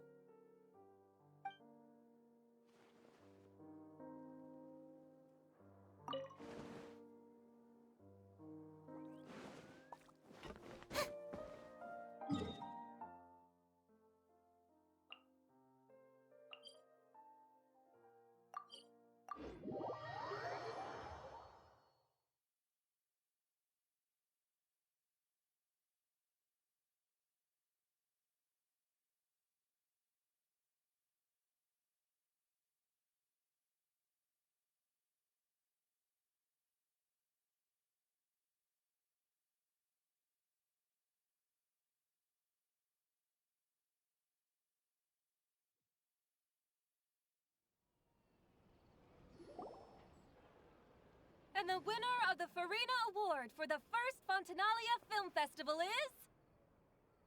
The Two Musketeers!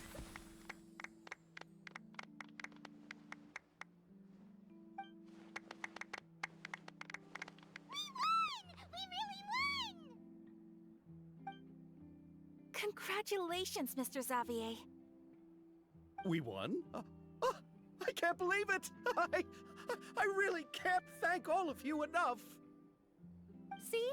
My takes on Fontaine's entertainment industry have never been wrong. Now, please welcome to the stage the producer of The Two Musketeers, Mr. Xavier!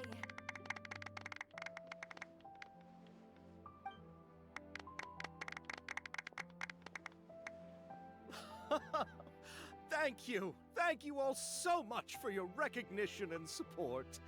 While I'm up here, I would love to give special thanks to... Time really flies, huh? It certainly feels that way. It feels like it was only yesterday when you were teaching me to hold a musket. Will you come back to Fontaine again? Of course! I'm very fond of this city. There are so many novel and interesting things that it's been hard to keep track of them all. But how about you? Would you be interested in visiting Inazuma?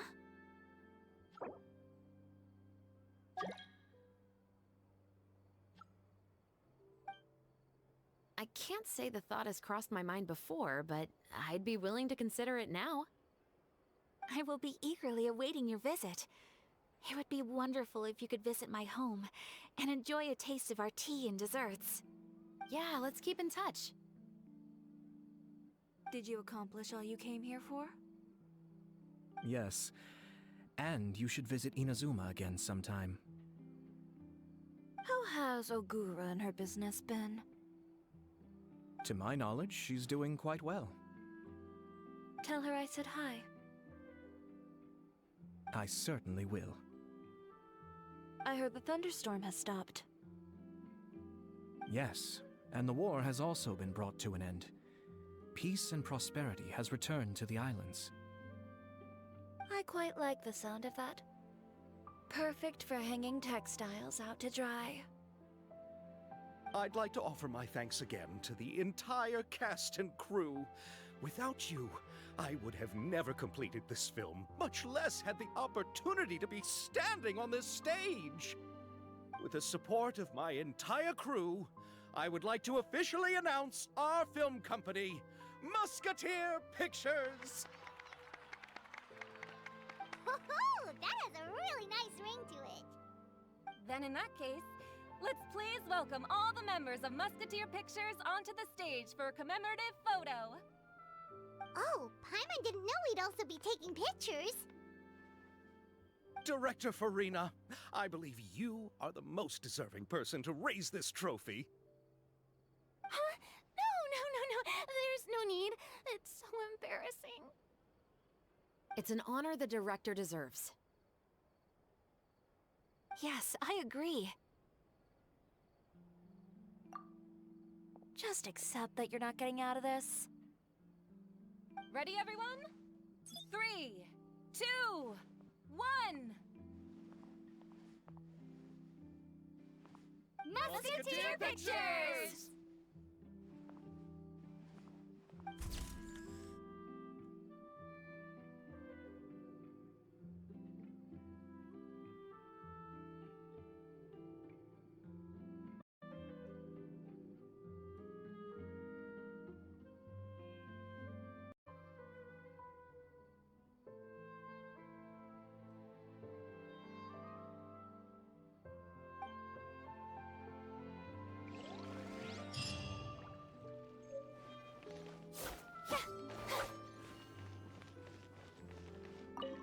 Miss Yoimiya, we haven't had the chance to talk, but please accept my thanks for everything you've done over the past few days. Oh, but I feel like I didn't do anything out of the ordinary. I'm very grateful for your assistance during that special performance in the warehouse. It was always going to be somewhat risky, to engage and draw away Morris all on your own. You're only a civilian and have never been trained to act in such a dangerous situation. Don't say it like that. As the director's assistant, it was my duty to help out the crew however I could. It was an honor to help you solve the case. I have to admit, though, my heart was thumping super hard the entire time it was laying on the ground. I was scared that everyone would notice. You did great. Oh, and before I forget, if you ever visit Inazuma, please come and pay a visit to Naganohara Fireworks. I'll make some fireworks for you. I even know what shape I'd make. I'm guessing a musket. Telling you now would ruin the surprise. If you really want to see it, just come and visit me.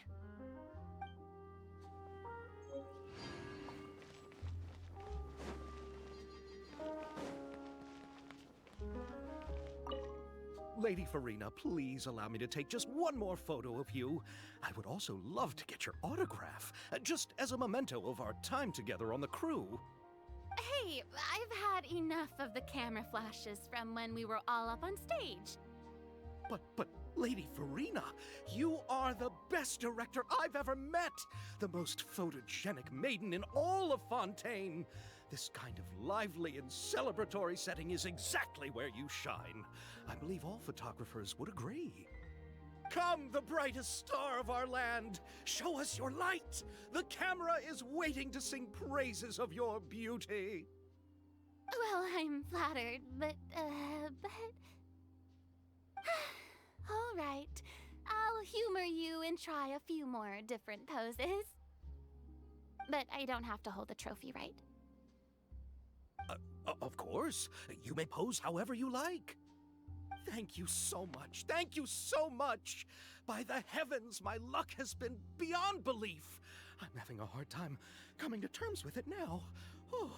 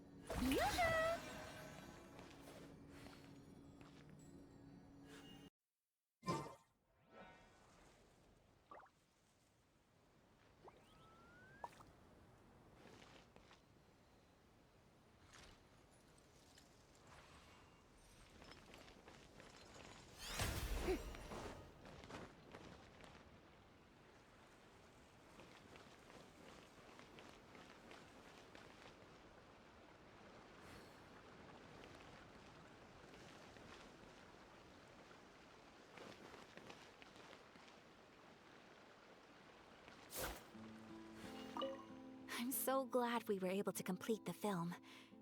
Thanks for taking care of me while I was here. Really? Thank you.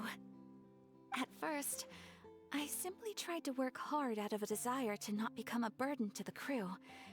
It would have been so embarrassing if the filming had to stop to accommodate my lack of skills. But Director Farina was both patient and knowledgeable, and Chevros and Elaine taught me a lot about the scenes and details. It was all thanks to their help that I was able to grow comfortable with the role. And even with all of that said, I still got a little flustered with praise. Especially since everyone, including you, were complimenting me at the end. Yes, I visited many places with Yoimiya in between the filming sessions. The elegant streets, the beautiful flowers and greenery, and the dreamlike underwater world. Everything I saw will shine like stars in my memories. It also brings me joy to think that perhaps you've marveled at those exact wonders as well. It's nothing at all. I don't often have the opportunity to wander out into the world like this. Not only did I make many new friends during this trip, I also picked up many new skills from everyone around me. I will cherish this experience greatly. Oh, and I'm also going to bring some conch madeleines back to the Yashiro Commission as a gift. If we could enjoy them with some coffee, perhaps it'll feel as if I'd never left Fontaine at all. Thank you for looking out for me. Please do take care of yourself during your adventures as well. If the stars align, we'll see each other in Inazuma again.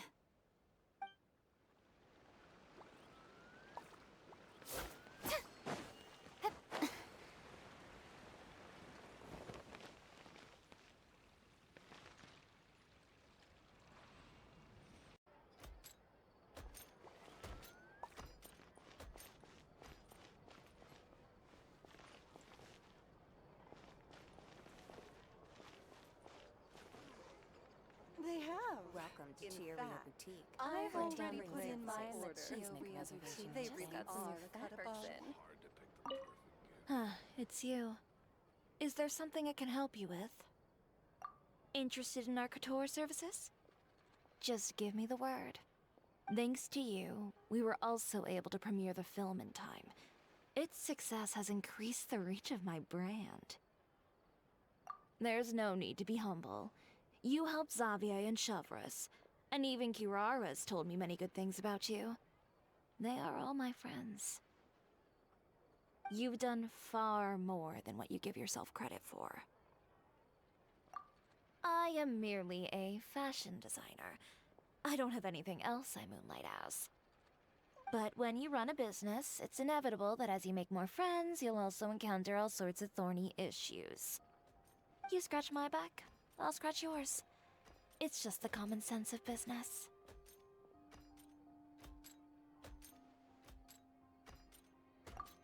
Xavier's over the moon now that he's actually won the Farina Award. Maybe I'll actually find him in the fountain the next time I see him. The demand for couture at my boutique has also increased.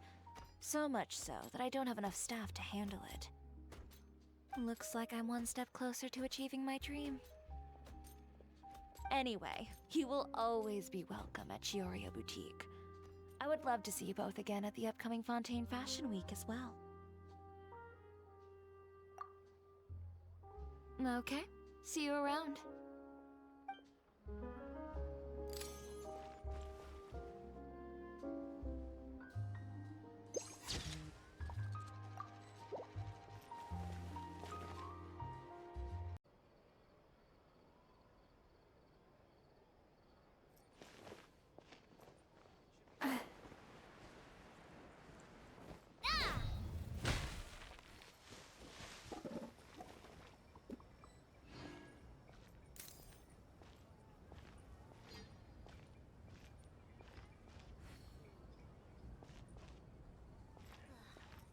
Coffee's life.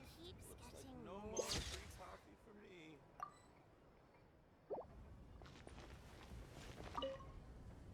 Oh, I didn't expect to meet you here. I've been told that this is a beverage called Fanta. I quite like its unique taste. The slogan, a font of refreshment, is rather catchy as well. I'm starting to wonder if I could incorporate it into our cultural exchange initiative. What would happen if we were to add some sprigs of mint into Fanta? I believe this is an idea worth testing. Or perhaps we could even take it one step further and mix in an equal amount of milk tea medley. But for some reason, I suspect that experiment wouldn't turn out well. Thanks to you, the film was successfully completed and the Yashiro Commission secured a collaboration project with the Palais Mermonia. If another opportunity was to arise in the future, perhaps I should take on the chance to act as the protagonist. Or perhaps you think the role of villain would fit me better. Thank you for the well wishes. I will take good care of Ayaka and Yoimiya. I would like to wish you safe travels on your next journey as well.